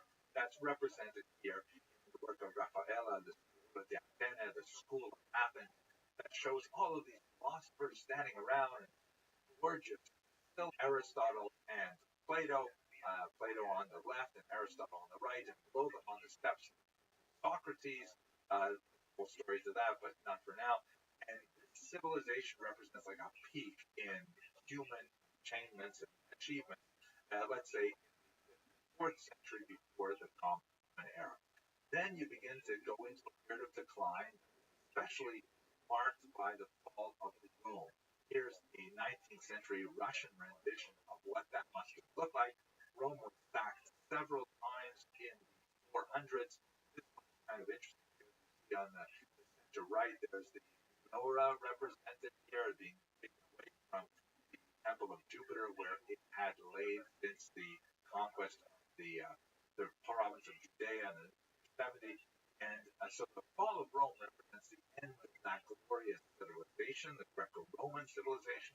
And then you go into this period called the Dark Ages, which is characterized by, according to this model, lack of literacy and culture and arts and things like that. There's still some pretty fascinating things going on, but generally it's not nearly the level of attainments that you have in the Greco-Roman period. Then there's this amazing rebirth, which is called, of course, the Renaissance. That's the term rebirth means, which occurs in the mid-1300s and onward. The classic architectural demonstration of that is Florence, which is such a remarkable representation of the Renaissance, because when they first built the facility, they wanted to build it on the top, which kind of echoed their imagination of what it must have been like in Greece and Rome, but nobody knew how to build it. On an engineering level, how do you create a dome across a gap of 140 feet? So they left the building blank as they were constructing it, saying, figuring one day someone will figure this out. This is like tremendous chutzpah, architectural chutzpah. And of course, someone came along, figured out the technology, and then it was hugely influential. You see this kind of dome echoed in Rome and even Washington. So that's the traffic together. You see that model of the Dark Ages is that it goes from a height, Greco-Roman period, down into the depths of culture in the so-called Dark Ages, and then rises up again in the Renaissance, and just theoretically going up and up and up. So that's basically the term Dark Ages, the period where it went dark, because we didn't have as much culture and literacy and things like that. And it's also called the Middle Ages, because middle, right, it's a valley. So that's basically the model.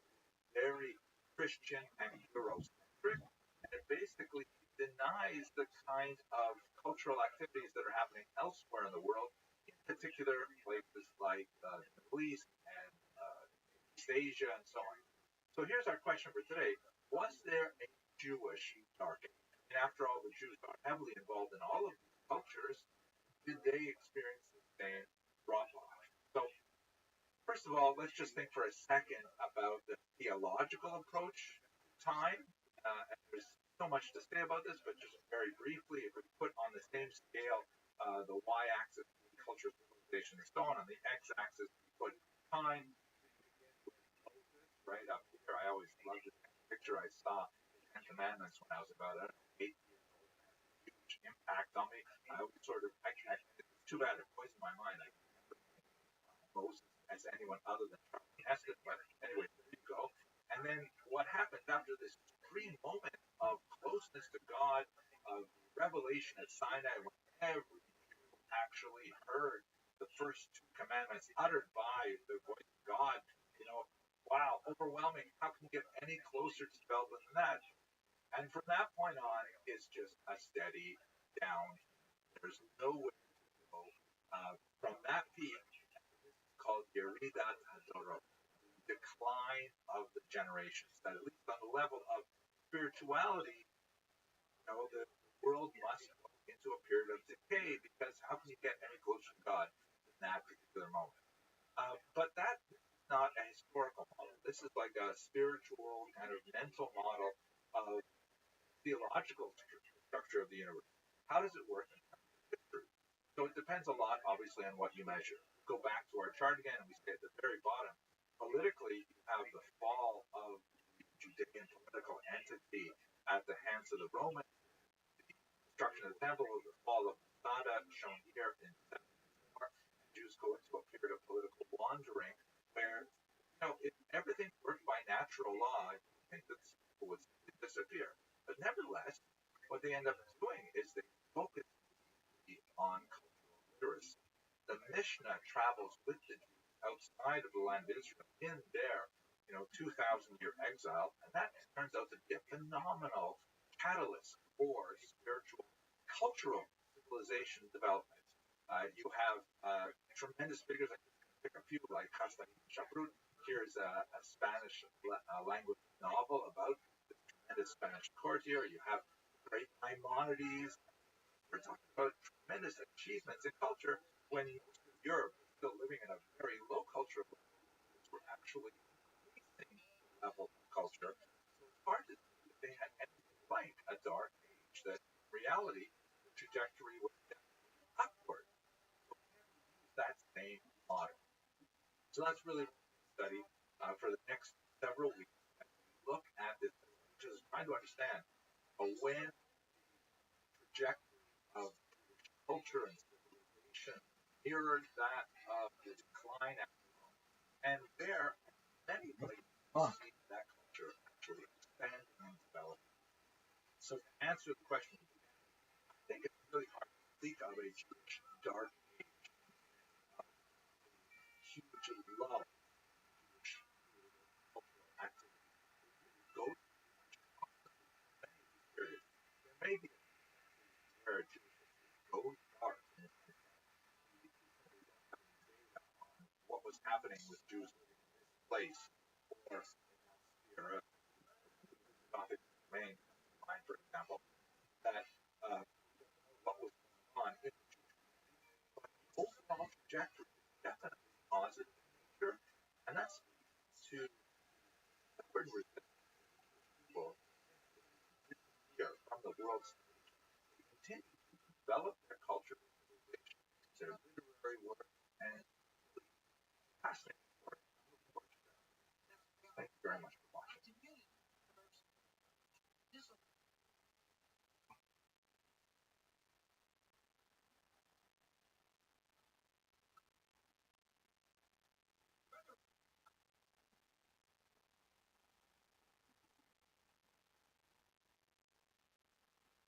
Hello, fellow students.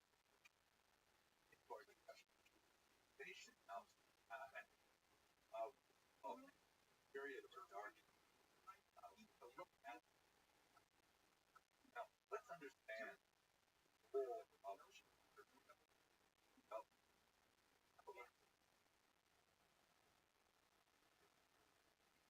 16th century called fast kind of like takes it kind of that idea expressed or thought about how one of my big shows in this movie left in Europe is Asia bought us out. They all now this push back you have a Protestant minister, not especially special here. The minister was America.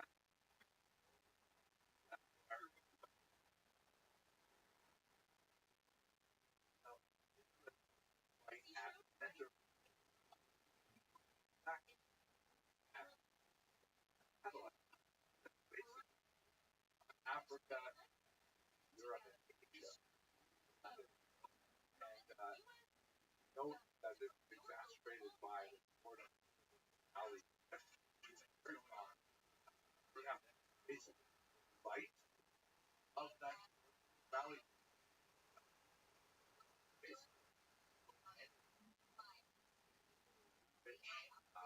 Culture.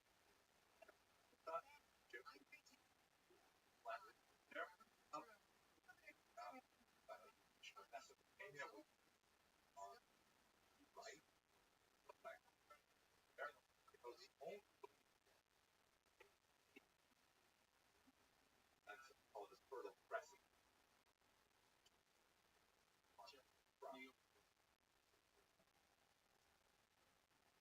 Really is possible. No other way by land. Not far off. Food, health, faith, time. There's not going to go from by fertile crescent.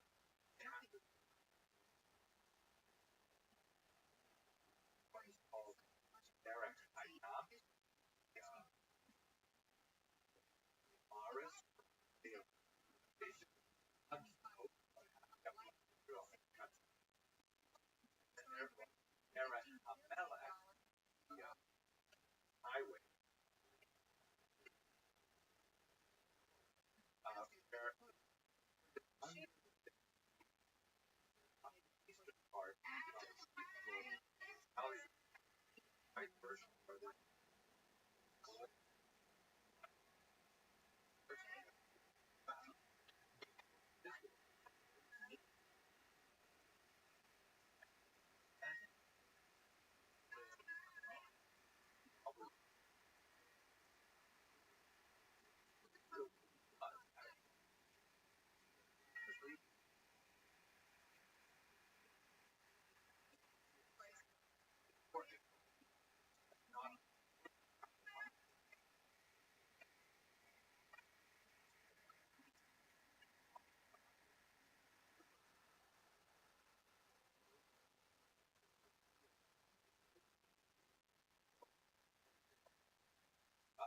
now how have a look at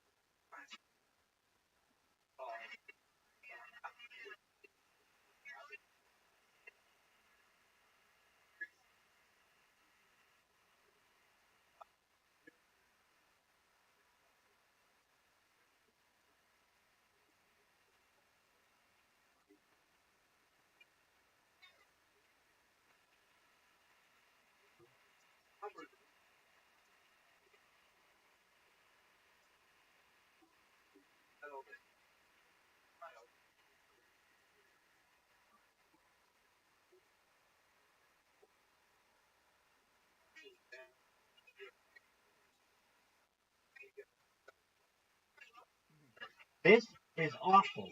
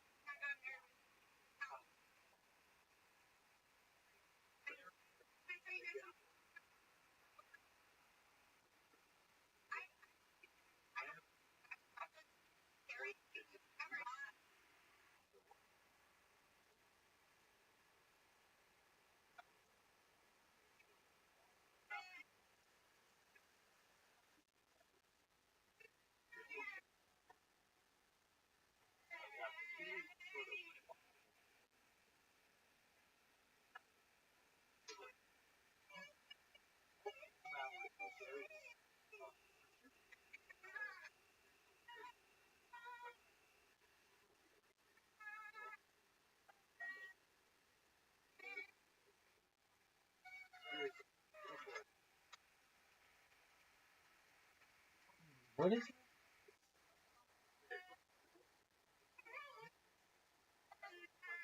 They had another debate somewhere? What is this? Why do I know about that and not the fucking debate?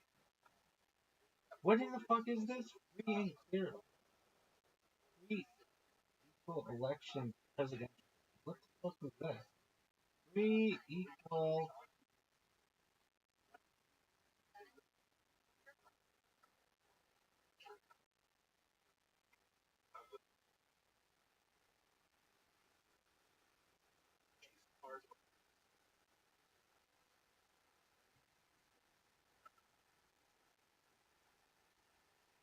Loomis is a giant. Loomis! Shout out to Loomis! Shout out to AJ! This shit is the worst.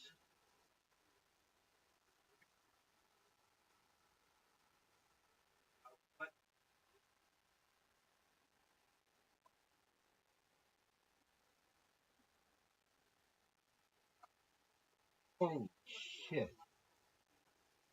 Or if we remove one more shit. Yeah. That's the world's largest contains every drum set without a rack. Fuck you.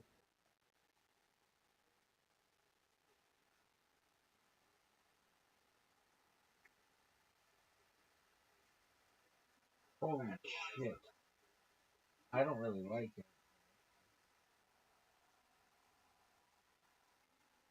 Seems like all this is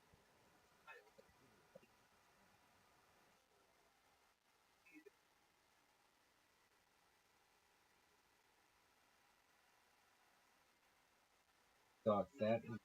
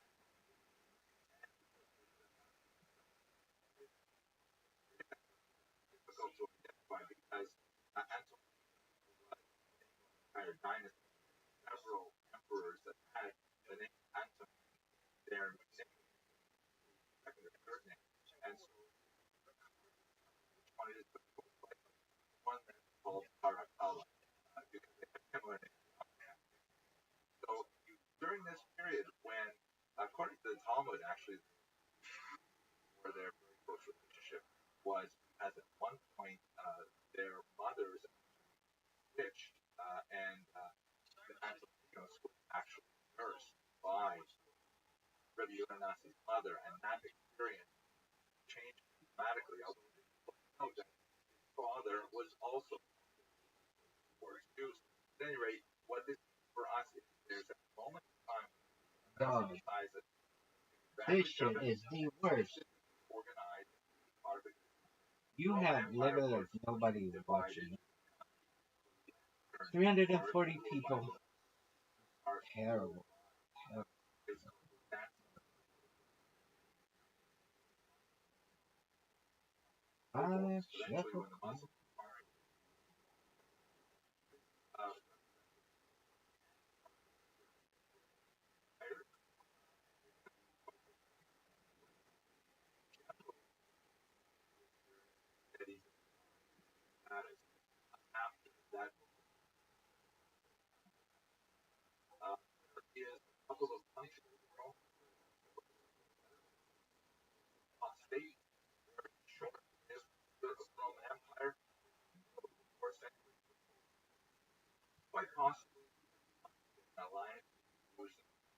answer.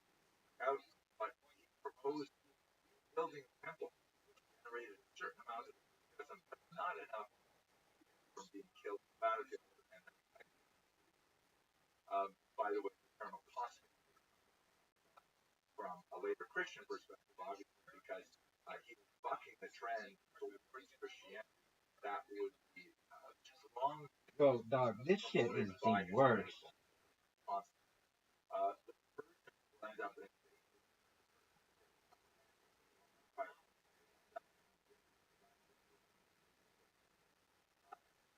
Roman Empire now so back again a couple of decades later, and Muslims 5 years before at about 400 couple of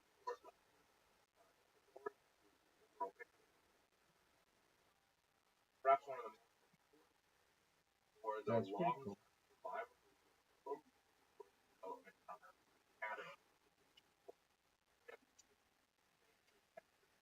The land of Israel, they're centered primarily in distorted in the sense that all the dots are the same size. Oh, what is that a picture, Rabbi? All over Israel, but really, what is it?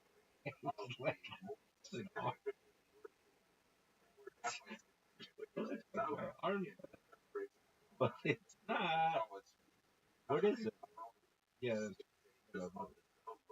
No one cares. What is that a picture?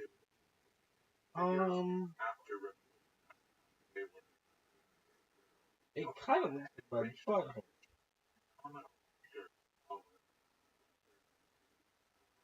Is it? I don't know.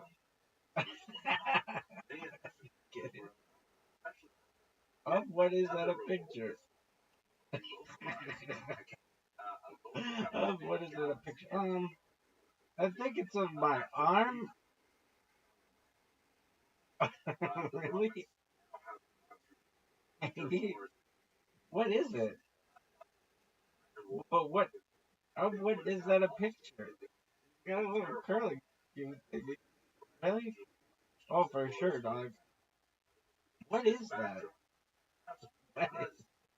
What is that? You know, I don't really know.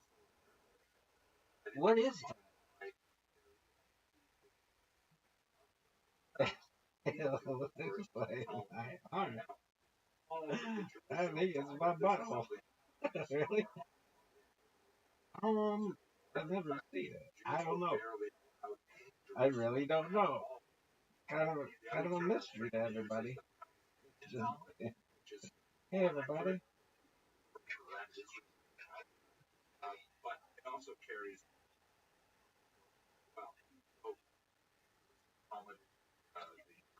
oh, this is the worst.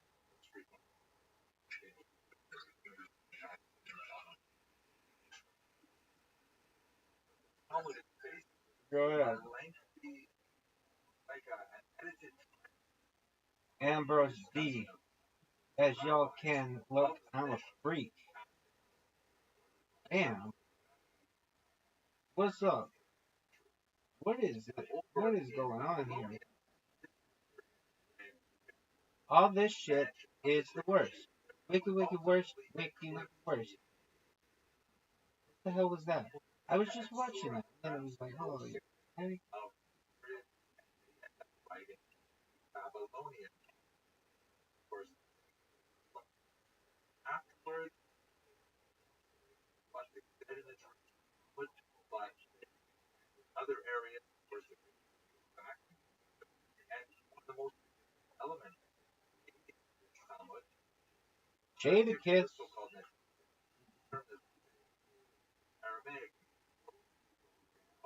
This was so sick.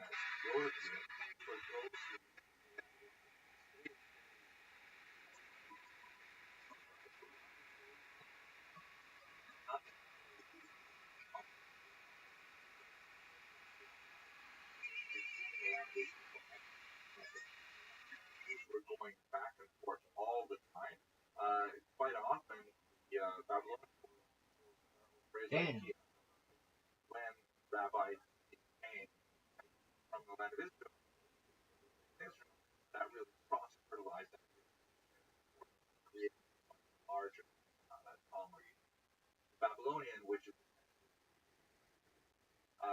the period also when there is a of someone nearby Palmyra, known as Tadmor, the region that was allied with Rome and was actually kind of like a minor principality towards. Rather than showing Rome's strength, it actually showed Rome's weakness. That Rome could not mount an effective attack on the Persian Empire and rely on its proxy. Why it's important for us is that ravaged the region where the Jews destroyed the yeshiva Arzah. Nobody gets that. That's not a fucking thing. And a lot of Yo, this is the worst stream ever. I know you think that it's like, hey everybody, people know you're spamming, but they don't. Literally, everybody's like, oh, he went away. Really? That motherfucker is gone. What is all this bullshit? So it happened also in Babylon. Dog.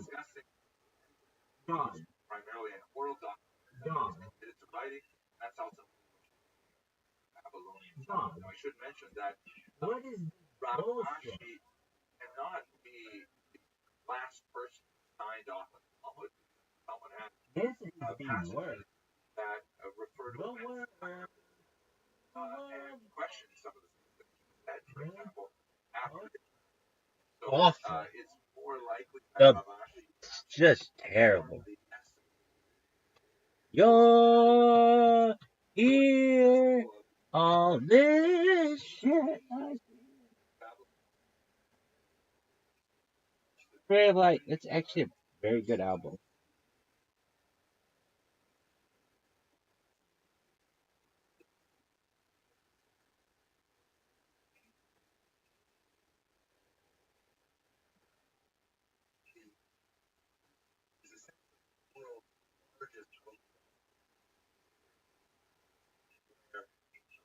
all of a calendar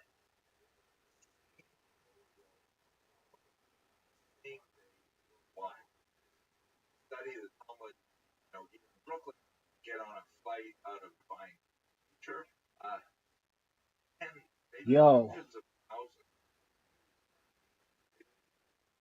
I'm very proud here participating is What in the fuck is this shit? This is bullshit. Worse.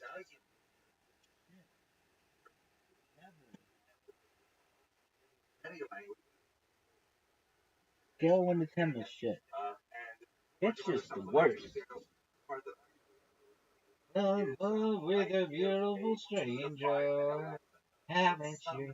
I fell in love with a beautiful stranger. really proud of it. I'm the coolest motherfucker in the world, just as they wanted you. Yo, dog, this is the worst. Remember when you gained a point, moved up to level 5? Uh-huh. Well, you're not going up anymore. Your shit sucks. Really? It's the worst shit in the world. Yo, dog. It's just the worst shit in the world.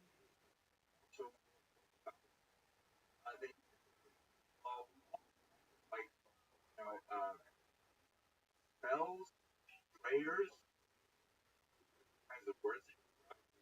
One of these things, sometimes bring drawings, like one, sometimes and they're often, they were discovered by archaeologists in place, and apparently they would be like turned upside down as if to, I don't know, capture evil spirits.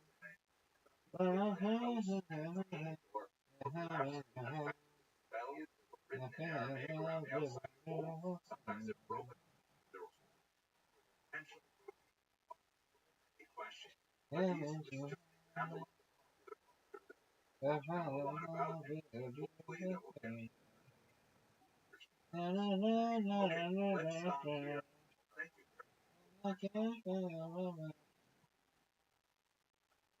you.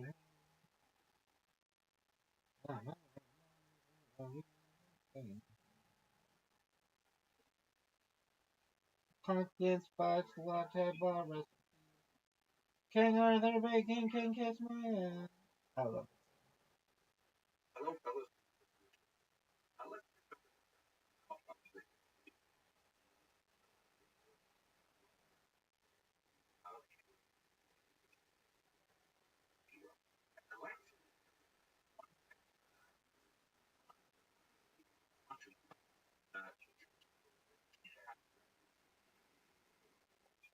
for this much detail in uh, book or of it, of course, on local history. One of the things about several of these contributions were humanity. Sabbath was a massive thing, having one day off in heaven, rest, it's religious growth, the family connection, way more important today than it ever has been.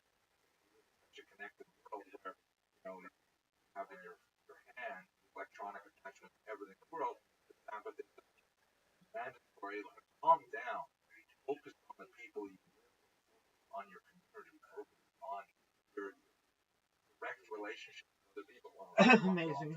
Of course, prior to that, what is monotheism? Very, very especially questions. A smaller but very significant one we talk about today, synagogue, which is essentially a gathering, local gathering for public worship of God, which was a new institution. So you have temples were manned by specialists. Ones allowed into the ancient temple in Templar, and that the actual work of the temple was performed by Kohanim. There are lots of other people who kind of be on the outside, but the real stuff that happened there was for specialists. Synagogue is a public place. Synagogue is where anyone can go. They can express their spiritual yearning, reinforced by the community engagement, same kind of spiritual activity. Very, very important. Later, of course, morphs in the church and the mosque are the direct descendants of the synagogue. The very idea of the synagogue is something that we let's have a look at some of the archaeological records. So there's a lot of mystery about when they started. There's some theories that say it goes all the way back. Let's say, for example, Babylonian diaspora. The Talmud speaks about a very ancient synagogue there, established in the 6th century before the Common Era. And it stands to reason that you want to have synagogues or forced exiled from the temple, but not really definitive sources. We haven't found any remains of synagogues that date back that far. There's also a good argument to say that it's associated somehow with the rebellion of the Maccabees, when there was a big surge of enthusiasm for Judaism as a whole, and we see a lot of archaeological evidence of the development of more and more mikvahot across the land of Israel, ritual baths, so on, the use of chalk vessels, important for the laws of purity and so on, and perhaps it's that period, but earliest actual archaeological evidence have for synagogues in this document, the Theodotus inscription, which basically says that as long as there have been synagogues, there have been dedicatory plaques, right? Which I'm smiling because if you walk into a synagogue today, they're filled with plaques. Shlomi dedicated Aaron, and Rivka dedicated the Eliyahu to her father, and this is something the Jews do in exchange for the synagogue. They put up a plaque that memorializes Theodotus discovered just outside Jerusalem. And it's difficult to accept it not in its place. Known with a lot of construction history, so it's hard to but it's probably from the first century before the Common Era, maybe the first century of the Common Era, around the time when the temple was. Here's the text: Theodotus, son of Enos, priest and head of the synagogue. The term here is used quite frequently.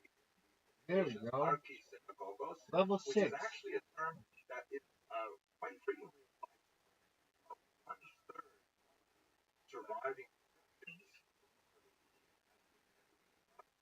son of the head of the synagogue and grandson of a head of the synagogue, which sounds like a joke about the calling, which indicates that, if this dates from, let's say, a late date, the Common Era, his father and his grandfather were also heads of the synagogue, so certainly place it, in the first century of the Common Era. And he built the synagogue for the reading of the law, right? Meaning that they would actually have public law readings of the synagogue, which still happens today. And by the way, we have, not archaeological remains, but literary remains. Christian scriptures, for example, have descriptions of what's going on in the synagogue. It appears in Torah, for example, and for the teaching of the commandments, so an educational institution of some sort, as well as the guest room, chambers, and the water fitting as an inn for those who eat from abroad. So the synagogue had a more expansive purpose, a little bit more like maybe a JCC hostel kind of area. The synagogue which his fathers founded with the others and on it. We have some examples of archaeological remains. Here's one that's absolutely a little bit later, and it's the period that we are focused on. It's located in a place called Hamat Tiberia, hot springs of Tiberias, which is in the north. The fourth area, like all that was constructed bisects, unfortunately, gorgeous form. And on top of it is kind of a register. Let's bring this up here. And it has centuries after the destruction of the temple, it has all of the harkening back to the has a depiction of the Ark of the Covenant, has incense shovels, which is unfamiliar in the 4th century because worship temples construction. Has, of course, a shofar blown on Shoshana and the menorah, a perennial symbol of still the synagogue as a mikdash ma'at, small sanctuary, some kind of like echo of the temple, which is the way to think of it. Looking at the zodiac that is in the floor, however, just bizarre, right? First of all, very beautiful artwork, very realistic, high example of very different art. The 4 seasons around the outside, you've got all of the 12 signs of the zodiac. No shocking. Not necessarily. But what's going on in this? You have what it looks like those sun god, which is representing non where you have this 12 signs of zodiac around it. How is this possible? Especially because for much of the period, very aniconic. Great art, typically decorative and patterns rather than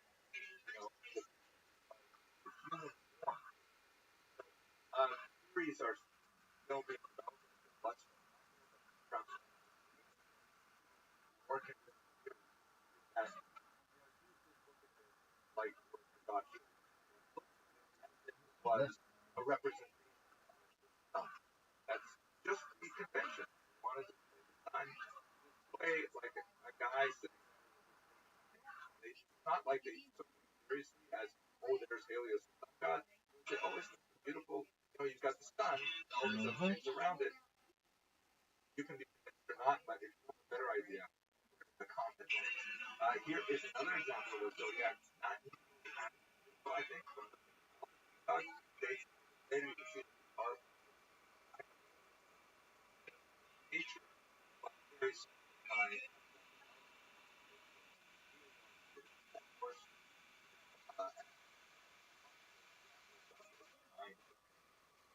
this is also a combo which has a very, very stark kind of representation of the data. Worst stream ever. On the far right, there is Abraham holding the slaughtering knife and place Isaac on the plane and after slaughtering him. But there is center towards the top. There's a hand that reaches out from heaven. Also, Dog. This shit is the worst stream ever. Scale 1 to 10 it. It's the worst. Worst stream ever.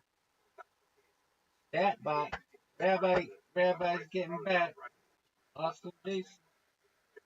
Bringing back my section. Number one in voice. Number one in program. Number one in your heart. Number one in the program. Number one in your heart. Number one in the program. And number one in your heart. Info. This shit sucks. Dog, this is the worst stream ever. It's boring. Sucks. It's just the worst. The worst. Hi, man. This motherfucker hates me. West Side. Yo, dog. Why do you always send people into my stream to spam me? Why not, baby? Thank you for the follow.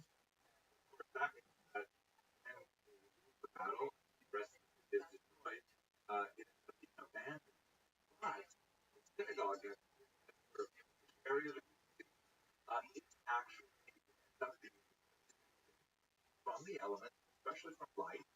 So when it was discovered in the 20th century,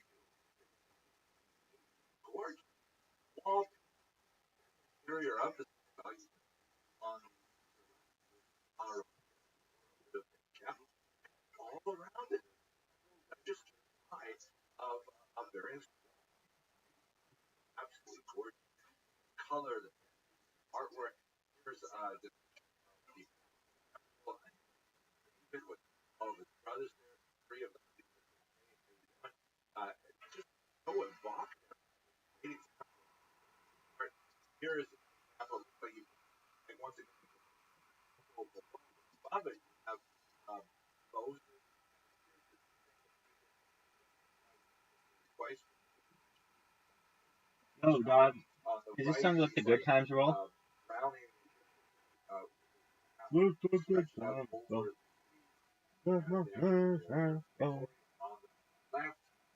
it's not. I fucking love that bitch is almost done.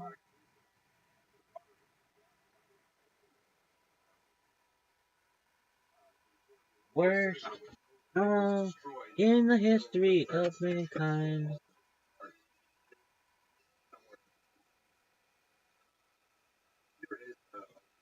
Look at this move.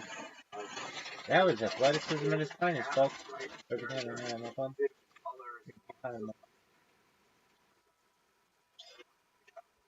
What? Why not, folks? Not, folks.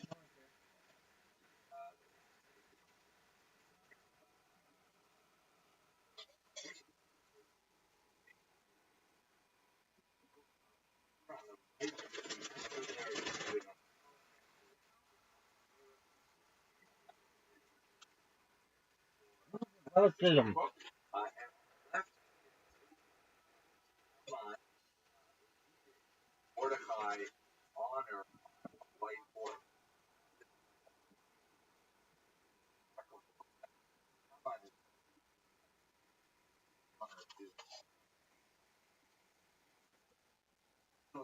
for Mordecai.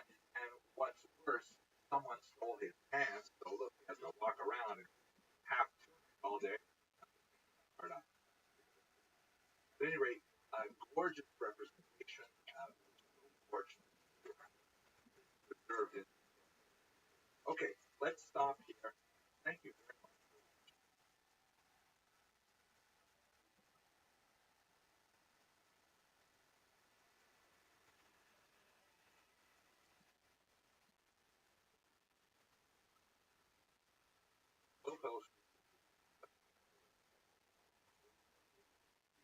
Development of diaspora.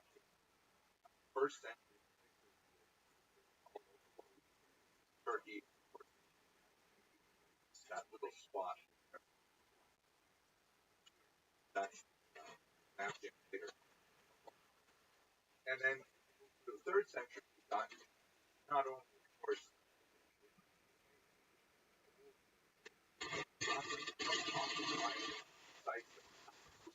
Africa. No, baby, I'm so sexy. I'm so ridiculous. Europe is far. Of course, Rome. Now, it's a little bit leading because all of these squares eyes.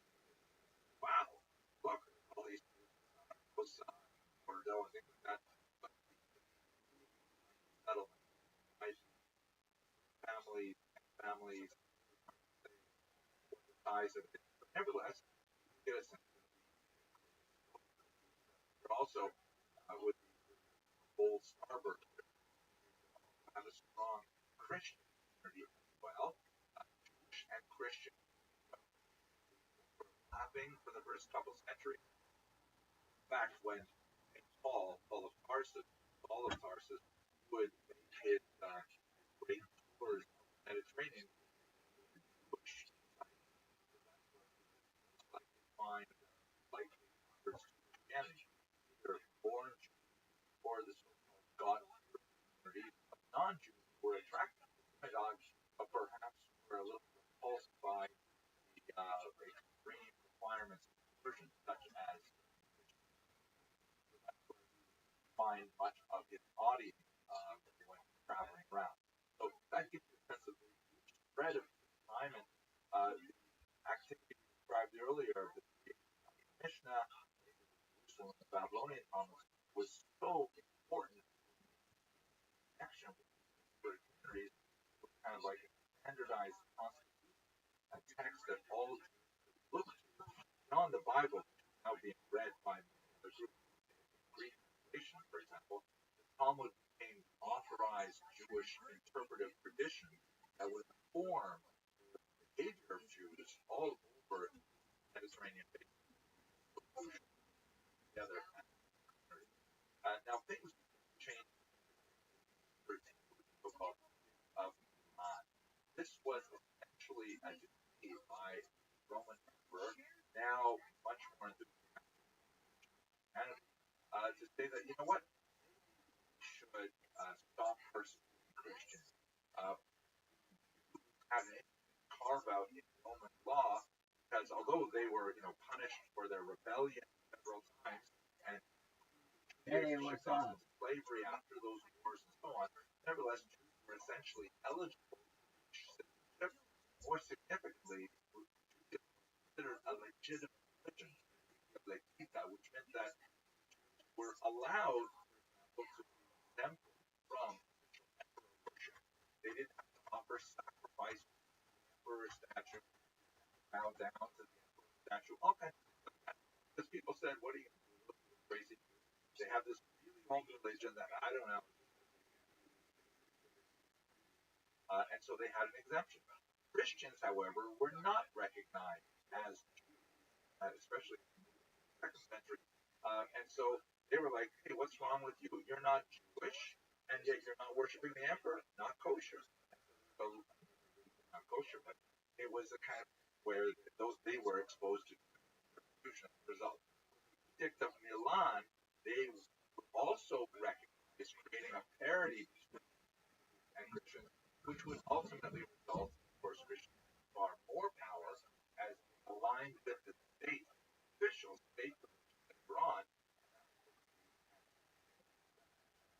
especially happens when Emperor Constantine declares Christianity a religion. And we've talked about this period in several lectures and the logical implications of it and the political and social implications.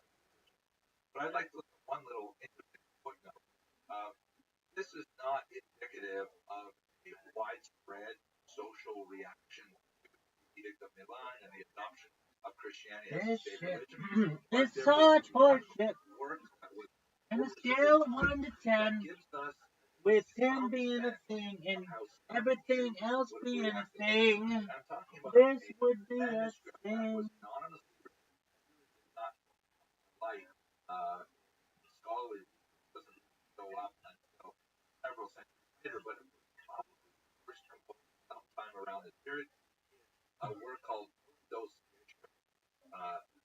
Yo, this is this work called Kiss My Big Black Ass. As discussed in previous lectures, the first century No, Jesus was active. This It really is doesn't leave any impression of accepting Christian scripture largely. Well,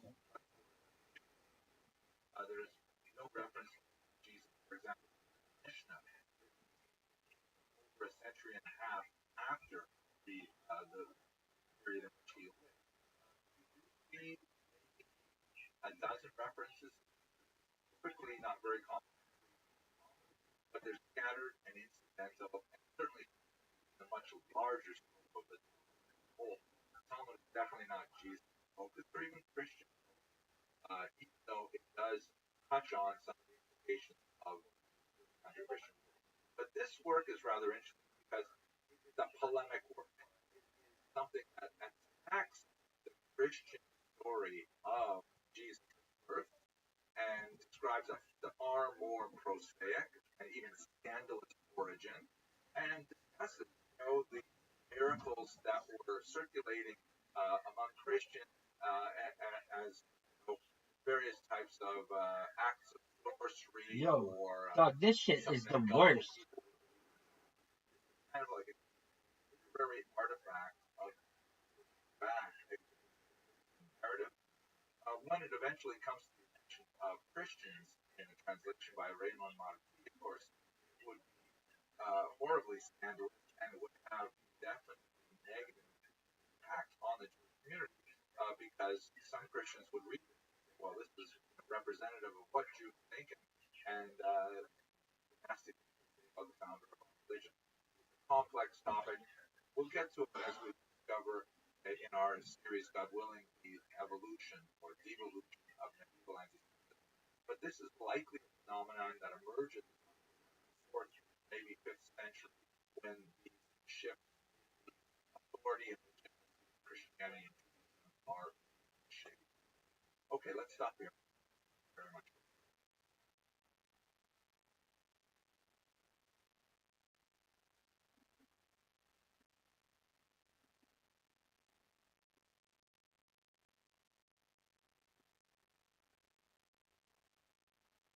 Hello, fellow students of Jewish history. Let us continue with this episode of History Lab by looking at a very important document. Turning point of diaspora, the creation of the Jerusalem Talmud. Let us recall, as we discussed in this episode, the destruction of the temple happened in the 70th context of the Great Revolt, Roman War, amount of persecution directed around the right afterwards. This is followed by a smaller revolt, rebellion, is widespread throughout the Mediterranean, and a much larger version, 132, under Bartol. All of these revolts unsuccessful and are just fight over them. I'll get to them. Particularly where Bartol is declared off limits to Aya itself. In a hill country, is largely limited up to these as many of the north, particularly at the coast, itself as the remaining area of Capitolina, and only later be allowed to visit the capital on hurricanes like 9/11, very, very strong backlash. However, it's a light flow in the 3rd century that's temporary, allows the region to have various themselves, bring themselves back, a sense of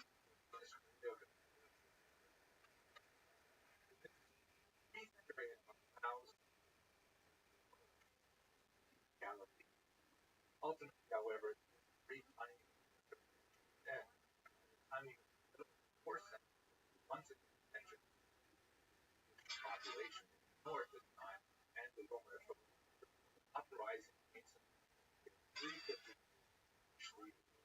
Rush. Ultimately, the last party of opposite start that way, but during this period, their site things loudly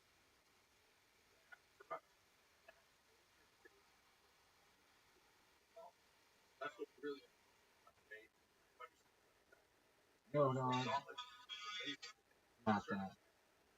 We're at 341, kids. 341 views on the fucking dot. How many?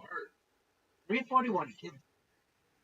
341 fucking views on the fucking dot.